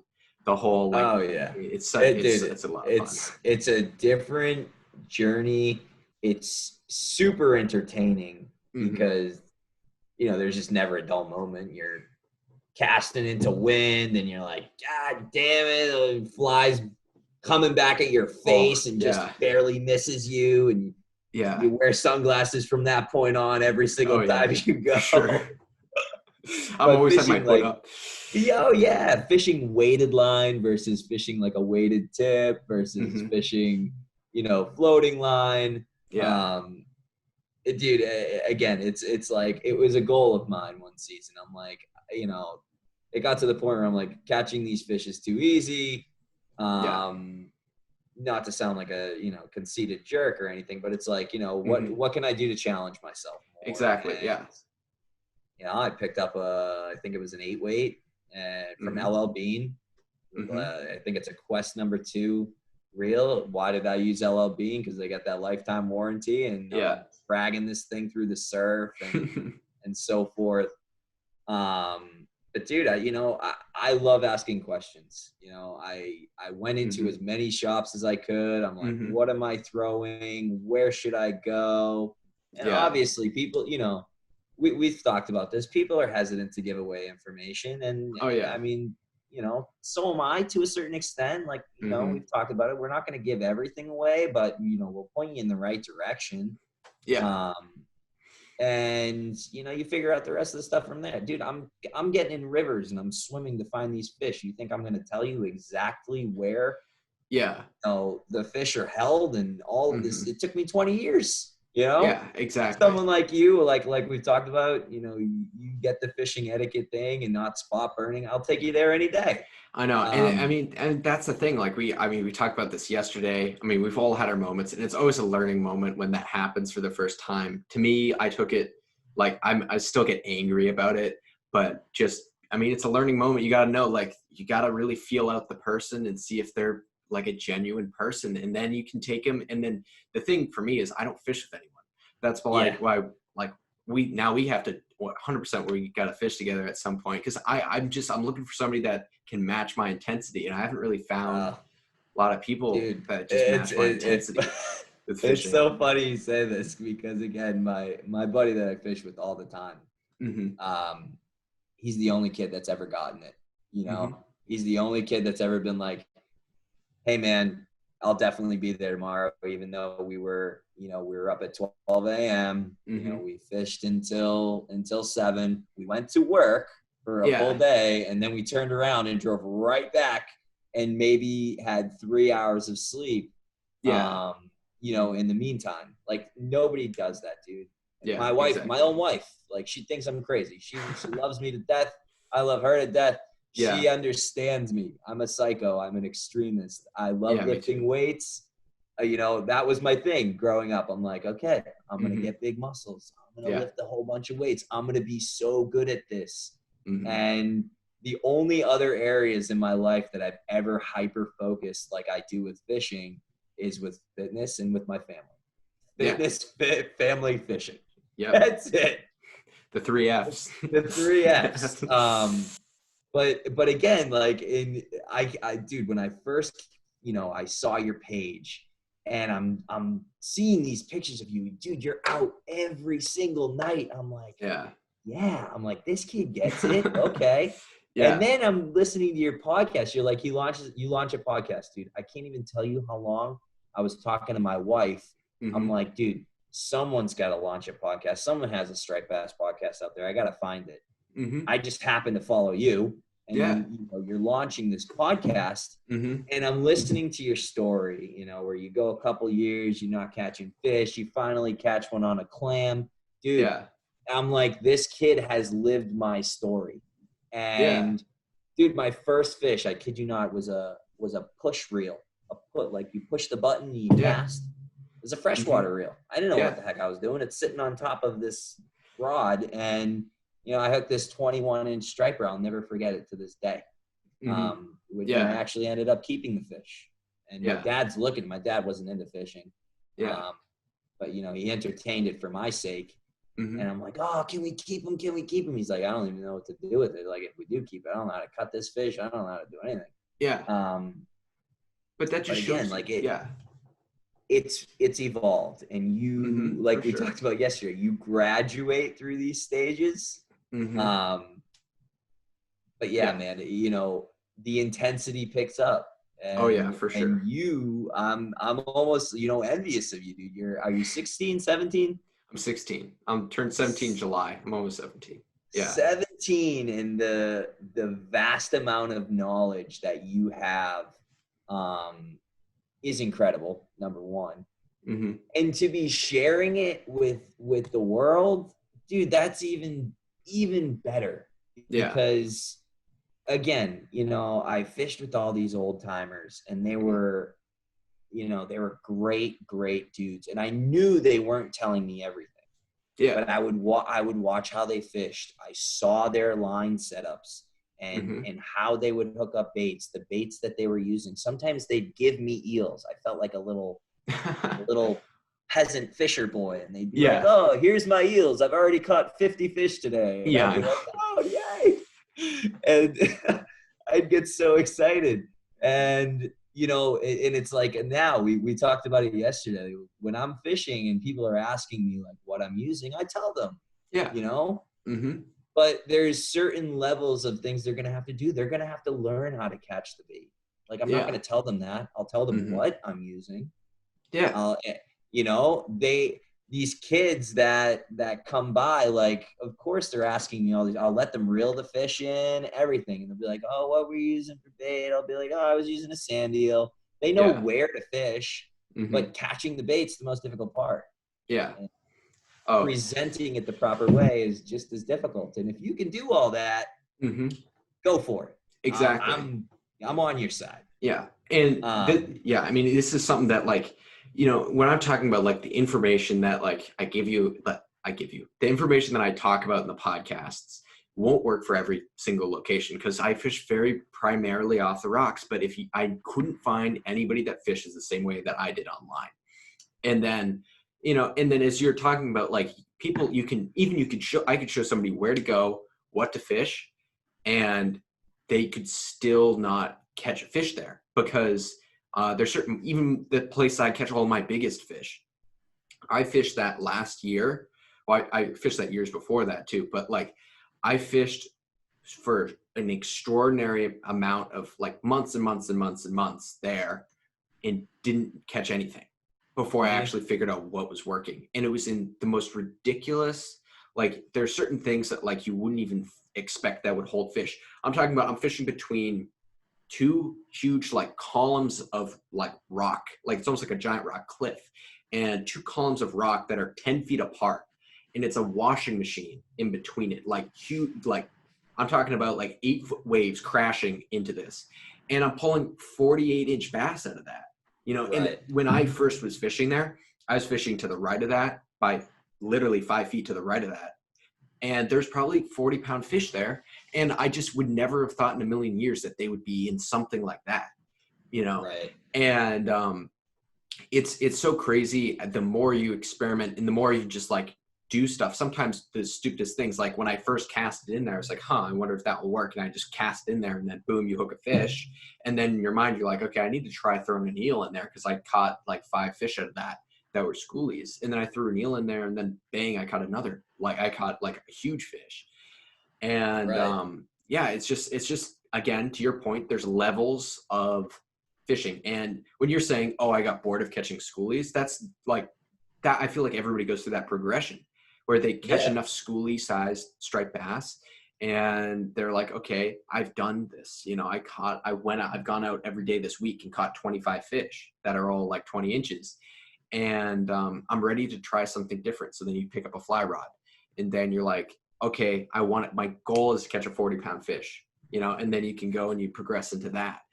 And it's not automatic. Obviously you got to put in your time. And that's what you can cheat. I'd say cheat, but you can cheat your way through a lot of the time by spending a lot of that time you would experimenting out on the water by reading and watching videos online. And I preach this. Agree. Yeah. Like I preach this, like it's so underutilized, the amount of information that's out there. Even somebody from New York is going to have information that is basically in the same type of way. It translates. Yeah, exactly. That's the word. It translates perfectly to your location. Not perfectly, but it will translate in certain aspects to your location. As I said in many other podcasts, I take little pieces from people from, southern New Jersey, all the way New York, Cape Cod, and then I apply them in my own way. And through trial and error, I found out what works in my area. And I tell a lot of that. And there's a lot of people on Cape Ann that I even got DM today with somebody catching a few schoolies and like saying that like the way that I explained something helped them catch something in that way. And that's so cool to me, in the same way you're talking about conservation and the conservation aspect. If you can just plant that seed in someone's mind to release every schoolie just by letting it, put it in the water, move some water through its gills, and then it will kick hard, or when it bites down on your thumb, and it will kick hard and it can swim away. And that fish you could catch 15 years later, and that could be the 50-pounder. That's your fish right there. You've been working for your whole life. You know what I mean? Exactly. Dude, it really, it's funny to me. Like I'll never get sick of fishing schoolies. I change what I'm fishing with.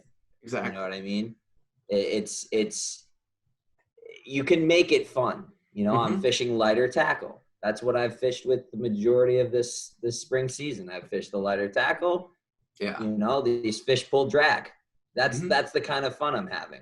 Yeah. Where, you know, whereas you have these guys, you know, they've got their 11-foot poles and they're like, you know, I caught some schoolies today. They don't even care. And, you know, they throw them back like they're pieces of meat. It's like, this is the future. This is Yeah. the future of your fishing. Like the one that you want to catch is almost dependent on, you know, the one you just threw back. It could Mm-hmm. be that fish one day.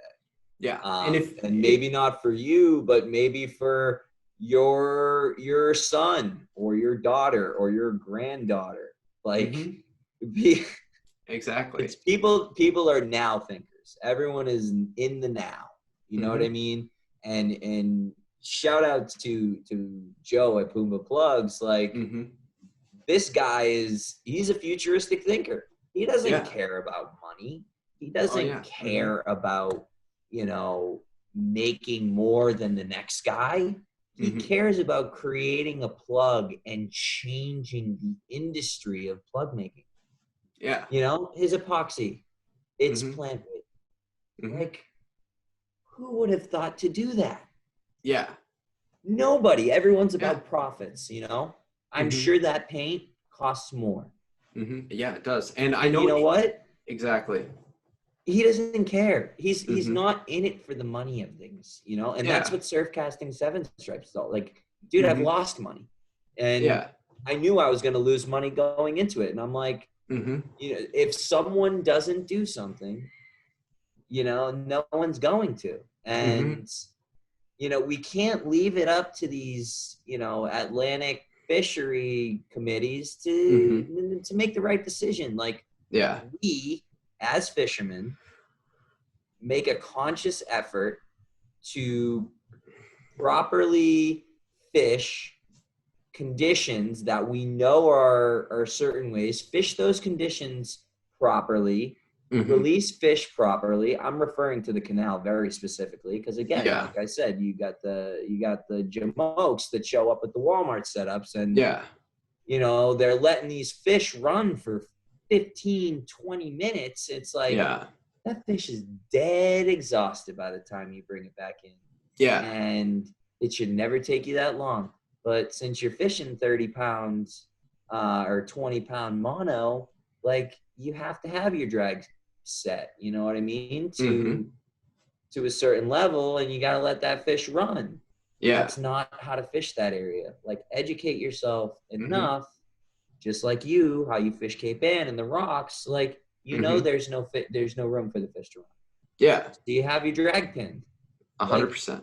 That's all you got to do. Mm-hmm. And then when you catch the fish, just put it back in the water. Yeah. You know, don't just let it, you know how you let them go sometimes and they just turn on their sides. It's like, Yeah. that fish isn't ready. Yeah. And I've swam out and grabbed those fish and Me brought too. them back. And well, that's what I'm saying it out loud because I've done it. Like, exactly. I have done it. I'm not like a perfect fisherman. Yeah. And what we're not trying to vilify the people that have done it, because that happens to everyone. You know, everybody gets a fish. Everybody will. There's a certain percentage of schoolies that I'm going to catch this year that are going to die. You know, that's just part of the sport. Dude, like, I did all this preaching earlier in the podcast about, you know, setting the hook at the right time with these fish and so forth. Last year, I caught a 25-inch fish and I missed the set. Mm-hmm. And the first one, I should at least say, and I gut hooked him, and I did everything I could to revive this fish, and I cut the line, you know, and I'm going back and forth, and then, you know, he rolled over. Yep. It was a 25-inch fish. Am I going to let that fish just sit in the water and die? I'm going to harvest that fish. Okay. So this is my question again. Yeah. So and I have a very, very similar philosophy to that. Now, I'm not saying purposely gut hook fish to keep it. What I'm saying is, if you have a fish and it's just under slot or just over slot, is it morally bad to keep that fish if it's gonna die anyway? Put it this way, you know, I don't want to get the game wardens following both of us around where we're fishing and so forth. But the reality of it is, you know, why does a hunter hunt?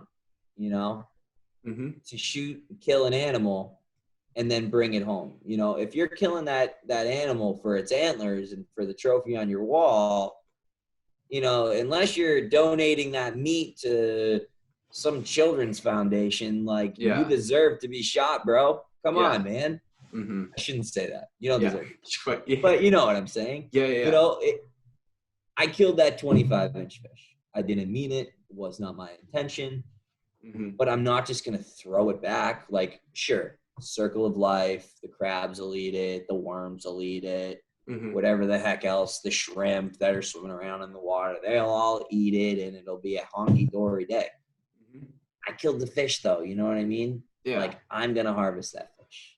And so that morally in my own head, I'm like, and I've got big fish too. I've had that happen to big fish as well, where the fish is going to die, and what do? You send that fish off into the water, or do you take that home and you feed 20 people with that and give it to your neighbors? And like, that's what I did. I've got hooked big fish, and I've given away food to a ton of people.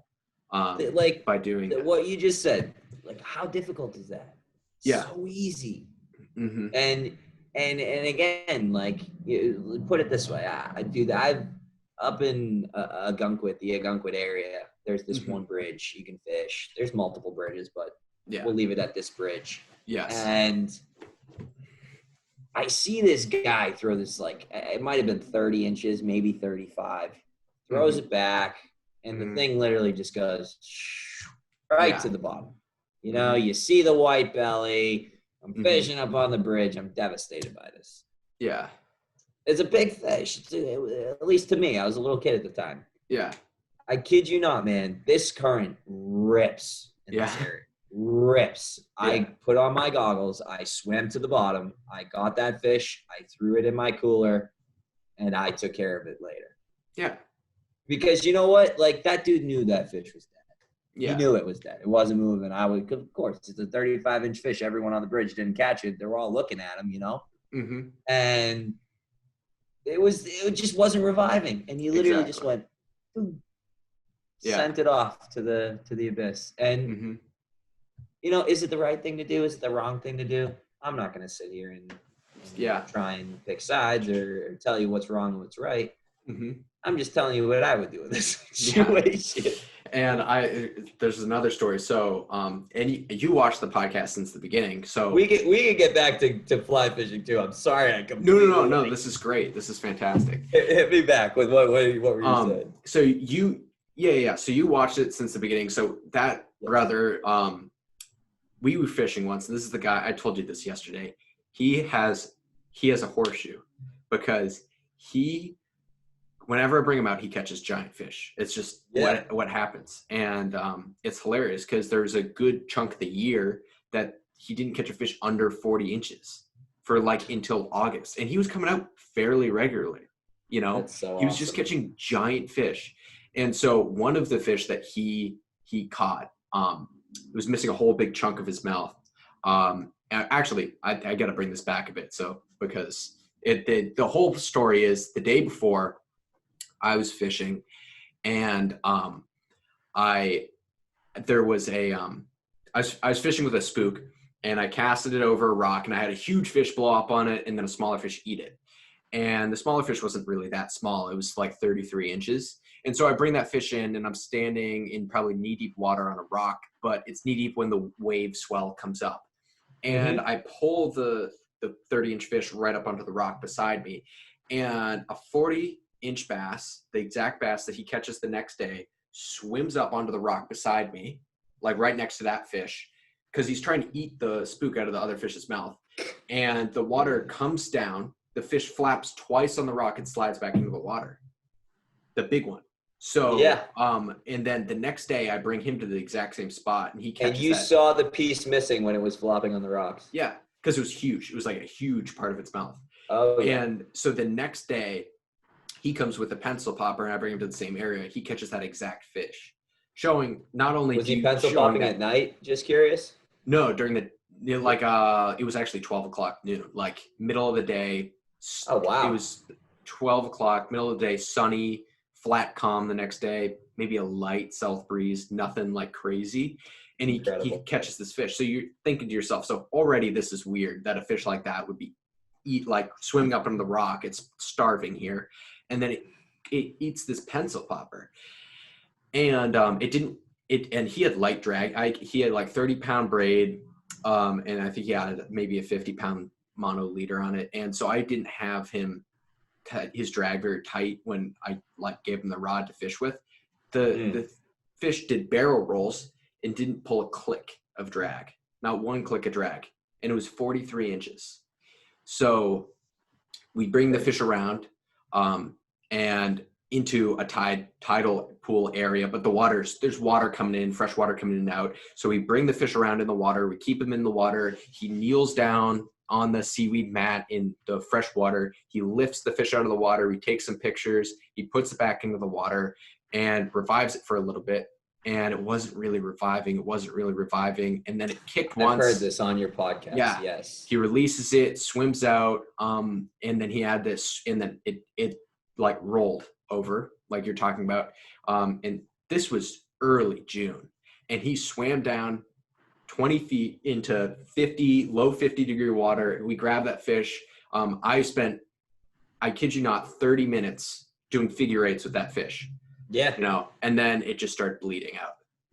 Yeah, just like blood just started gushing out of its gills. And I'm like, what can you, at that point? What can you do? What can you do? You can't do anything in that situation. I give you props, man. 30 minutes is a long time. Yeah. Well, it kept moving a little bit, and I was like, okay. Oh yeah, they throw the little twitch in there. I know exactly what you're talking about before, because I have revived big fish, and or I should say I haven't. I've tried, and they give that little kick, and you're like, oh yes, and then it's back to life. Yeah, it's the death kicks. Yeah. And so and then we ended up feeding a whole bunch of people with that fish. We even got a fish print from it. So a really cool piece of art, and was able to harvest meat. Yeah. So do as much. So really what I'm trying to say is do as much as you can to, respect the life of that fish and how long it took that fish to get to that size. Because a fish like that, and it looked like a really old fish, not all fish have the genetics. And this is the other thing about keeping really big fish. Not all of the fish have the genetics to get to be the genetically high 40-inch to even 50-inch bass. A lot of them will peak out around 40 inches, maybe 45 inches. And that's where they'll stop growing lengthwise, but they start getting thicker. And that's when how you can catch a bass that's 45 inches and be 50 pounds. And it could be as old as a bass that's 50 inches, or older than a bass that's 50 inches. Is just a bigger, older, more mature fish. And that's like the whole thing about keeping fish is try to respect the fish itself. And those people at the canal that just throw their 40 up on the bank, and if they catch a 50-pounder, they're throwing that back in the water and keeping their 50-pounder, even though that fish is already dead. I mean, there's no respect. And that's my point. Like if you're a guy who goes to the canal once a year and you fish 5 days and you get 5 keepers and you keep all 5, like I'm okay with that. Like I've been that guy. I was a weekend warrior, and I'd catch my one fish for the weekend. I'd take it home, fresh fish, fillet it up. I'd be happy. Yeah. Like I'm talking about the guys who are just like, they just have no etiquette. They have no any sort of consideration for the fish. I'm not like a PETA activist or anything like that. Yeah. Like when I catch a fish, this was back in the day that like I knew I was going to keep, I would literally take it, and there were tidal pools behind me, and I'd pop the fish into the tidal pool. It was cool. It was perfectly temperatured, so that fish can stay alive, swim around, be deep. Worst thing that happens to that fish, and literally I'm talking worst case scenario, is, I forget about it, and the tide comes in and it just swims out. Yeah. You know what I mean? If I wanted to, if I had caught a bigger fish, never done this, but if I had to, I could take that fish out of that tidal pool. I could pop him right back in the water and I could keep the other fish. Yeah. And, I could do that. Mm-hmm. But, if you're one of these guys that, the fish is like, 27 and a half inches and you're like, oh yeah, he's 28, and then you run to your car and dump him in your cooler and then you come back and you pull a 35 incher out and now you're throwing that guy in your cooler. It's like, yeah, you're killing me, man. Yeah. And then the other thing I really wanted to talk about is the people that are responsible to enforce those laws are, in my, like, literally, I've talked to people on Cape Ann. They say there's like one guy for like all of like Gloucester, Rockport, Ipswich area. There's like one guy.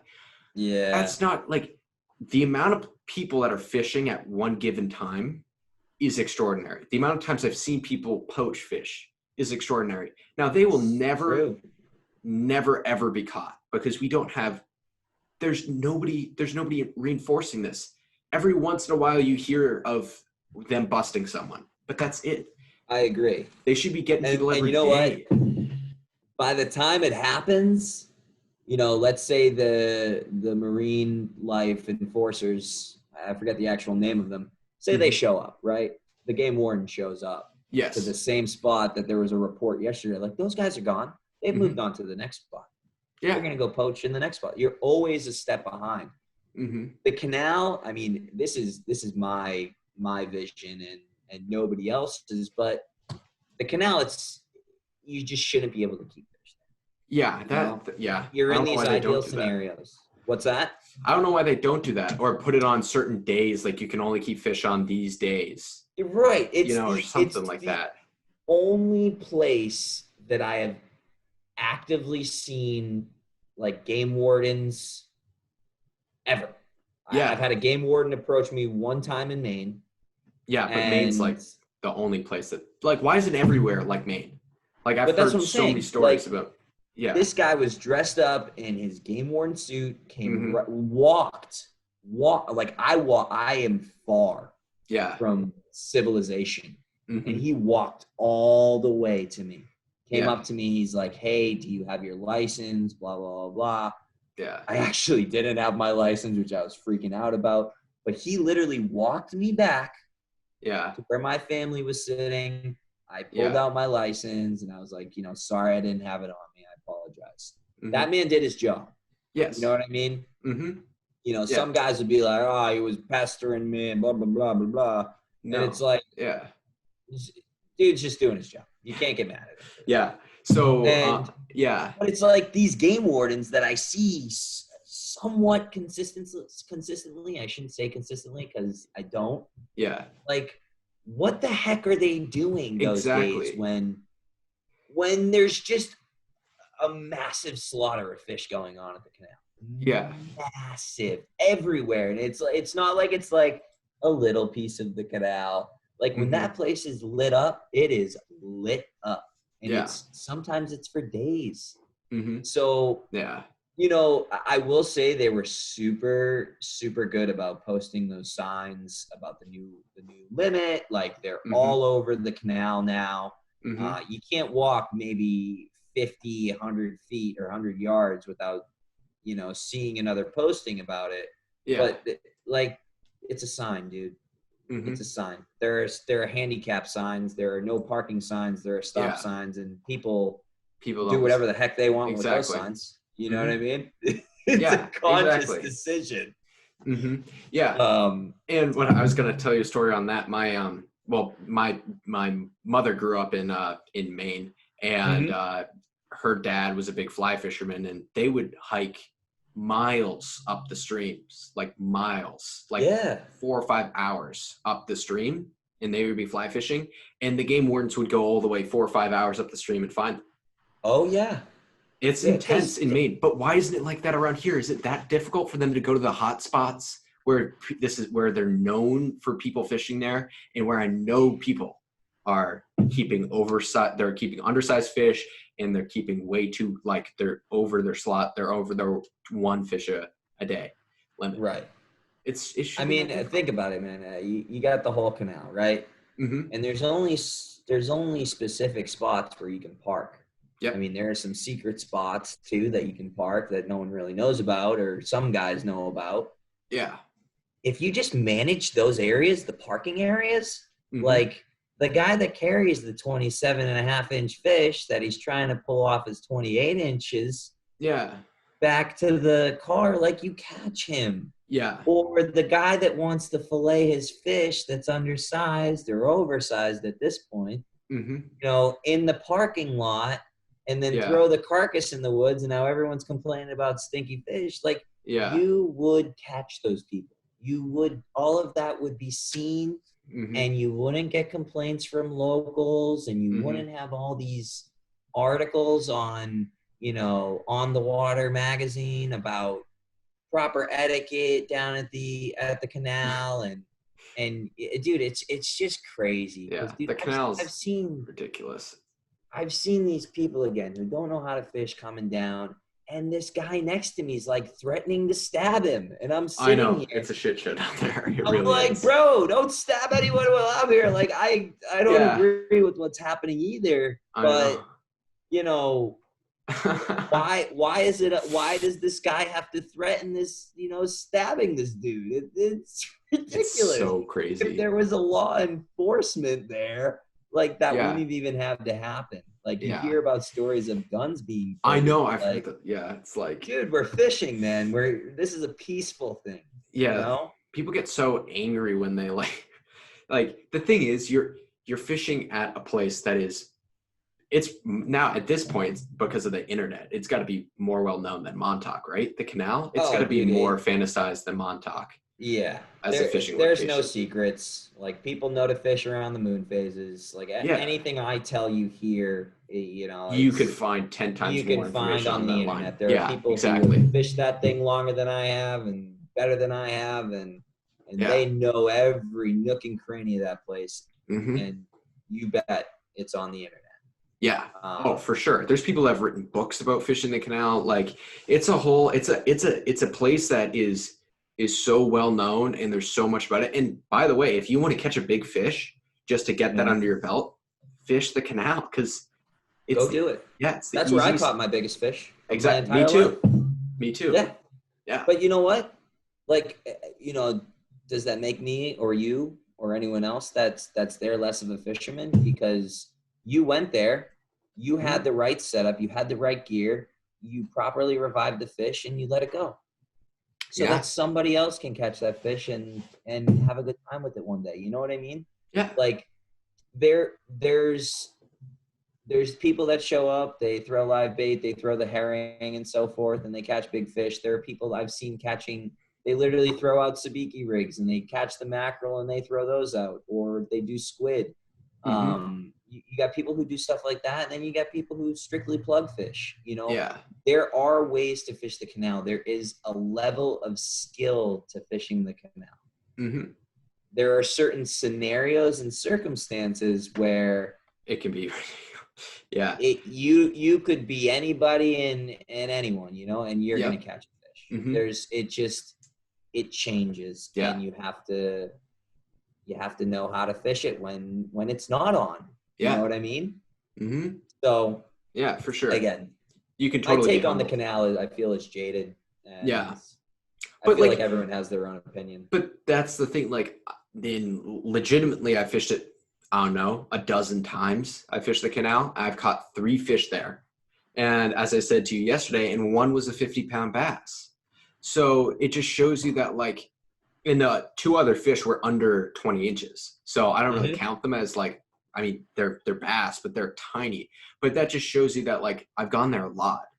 Oh And I've yeah. had one day where I caught 1 fish and it was right at the end of a bite. It shut, like, completely shut off after that. Like, everybody was hooked up right at the beginning, and I hooked that 1 fish and then it died. Like, as soon as I hooked up at that fish, nobody caught anything after that. Yeah. And it just shows you can be I've been humbled so many times by the canal because you're sitting there all day, 6 hours, throwing your arms off with huge gear, cutting your hands to death on braided Oh line and yeah. heavy plugs, and you're not catching anything. And then you can go there and it can be, I saw online, I don't know if you've seen that, like there's like a video of the bass blitzing in there. There's this one video There's a that ton. there's a ton of videos, but it was on Do you Instagram know last who year. put the video out? Because if you do, then It was I don't want to botch it up, so I'll tell you after this is done. But yeah, it was this one video of just like it was just a bass, like oh my gosh, they're just flying everywhere and they're just crushing. Like it had to have been either mackerel or bunker. And you look at that and you're like, how could you not hook up? That's feet of bass, under there. That's not just one fish. That's like 25 feet fish deep. And you get your plug out there, you're more likely to snag a fish. Like there's that many bass out there. And dude, that's so true. And you know what? I'm happy you brought that up, because again, you talk about experience and not experience. You have these massive fish breaking right at your feet. Mm-hmm. Would you cast let's say a Sebile magic swimmer? Would you cast that Sebile magic swimmer like 5 feet in front of you, 2 feet in front of you to try and hook those fish? Mm-hmm. If they're breaking everywhere, would you do that? I'm just asking. There's no wrong personally answer. Yes, you would. Listen, that's everyone's reaction. Okay. Mm-hmm. I'm throwing a little bit extra. See, like just a little extra. Exactly. Because I'm fishing an 11-foot rod, right? And now I'm fishing this jointed magic swimmer that has 3 sets of hooks on it. I know. And ridiculous. I'm going to do a hook set right there, right in front of me. Yeah. And have this weapon of a lure come back flying at my face. God forbid, this 40-pound fish takes it and it pops off. That lure is coming at you. Like, and I've never had that happen, but oh my God, I can imagine. Yeah, you could take someone out with that. Yeah, that's pretty ridiculous. But I've seen guys do that, and it's like, what were you expecting? I know. Mm-hmm. There are ways. But it's not like, as far as like, I wouldn't be like not casting and just laying my plug in the water and dragging it. Even if that's literally what I'm talking about. That's what these guys are doing. Yeah, I've seen that. No, I would pitch it maybe, I don't know, 10 feet in front of me versus like fully like trying to launch it to the center of the canal. But yeah, no, totally. That's like, because number one, you won't get a good hook. That fish will swipe at it. It's going to get hooked in the eye. Right. Number one, it's a bad hookup. Yeah. And if you're straight up like this and you don't have your rod off to the side, if you're going to do something like that, you got to have your rod off to the side, because that lure is going to fly right to the left of your shoulder, to the right of your shoulder, whichever way you crank. Mm-hmm. But if you have that rod straight up, which again, most of these people do, and they'd know if they just watched a simple YouTube video not to do that. Mm-hmm. You got these guys now, they got to go to the fire department or the ER, to get that. Yeah. And good. I hope they don't come back. I'm kidding. Yeah. So, okay, before we end up editing this podcast, tell everybody where they can find you and where you're most active, as far as, because you're writing articles and stuff. I just saw a post today, right? Yes. So I'm Salty Dog _55. That's my main page. But my I don't want to call it my business page, but the page that I'm utilizing right now to basically raise money for conservation efforts for striped bass is surfcasting 7 stripes. 7 as in the number. Mm-hmm. And you can go to my website. It's called surfcasting7stripes.com. Okay. And again, I got hats on there. I have windbreakers. That hat's amazing. Hoodies. I got to pick one of those up. Yeah, I love that hat. Whatever. And again, I recently picked up these shirts. So the shirts are a little different because I order those in bulk. Mm-hmm. So we're taking pre-orders for the shirts right now. And again, I am looking, because I want to get a blog going actively. I made a little area for it on the site. If there is anyone out there that would like to actively blog, anything stripers, anything. I literally had someone reach out for me from California, and he's like, "Hey man, I'm thinking about, I'd love to blog for you. I only spearfish, but it is for Pacific striped bass. Which is There's so cool. certain, Which is right, crazy too. cool. Yeah. But he's like, it's, he's like, there's specific conditions and specific water clarity that, if you're just a random guy who wants to get into surf fishing, you wouldn't know. And he's like, I'd love to blog for you. And I'm like, absolutely, man. Like, I'll throw your blog up. Yeah. So I got to do something. I got to do a blog for you as well at some point. oh, sure. Please, dude. Like all the stuff you talk about on your podcast, like how to pencil pop or shoot what's in my plug bag, on a normal day out, or how am I fishing in estuary versus how I'm fishing the rocks, different scenarios, how to fish moon phases, all of that stuff, anything that can help, dude, it's basically doing exactly what you're doing. I want to get more people involved in fishing. But I just, I want to help people do it the right way. In terms of, again, what's an article that, talks about proper revival and so forth like that will help.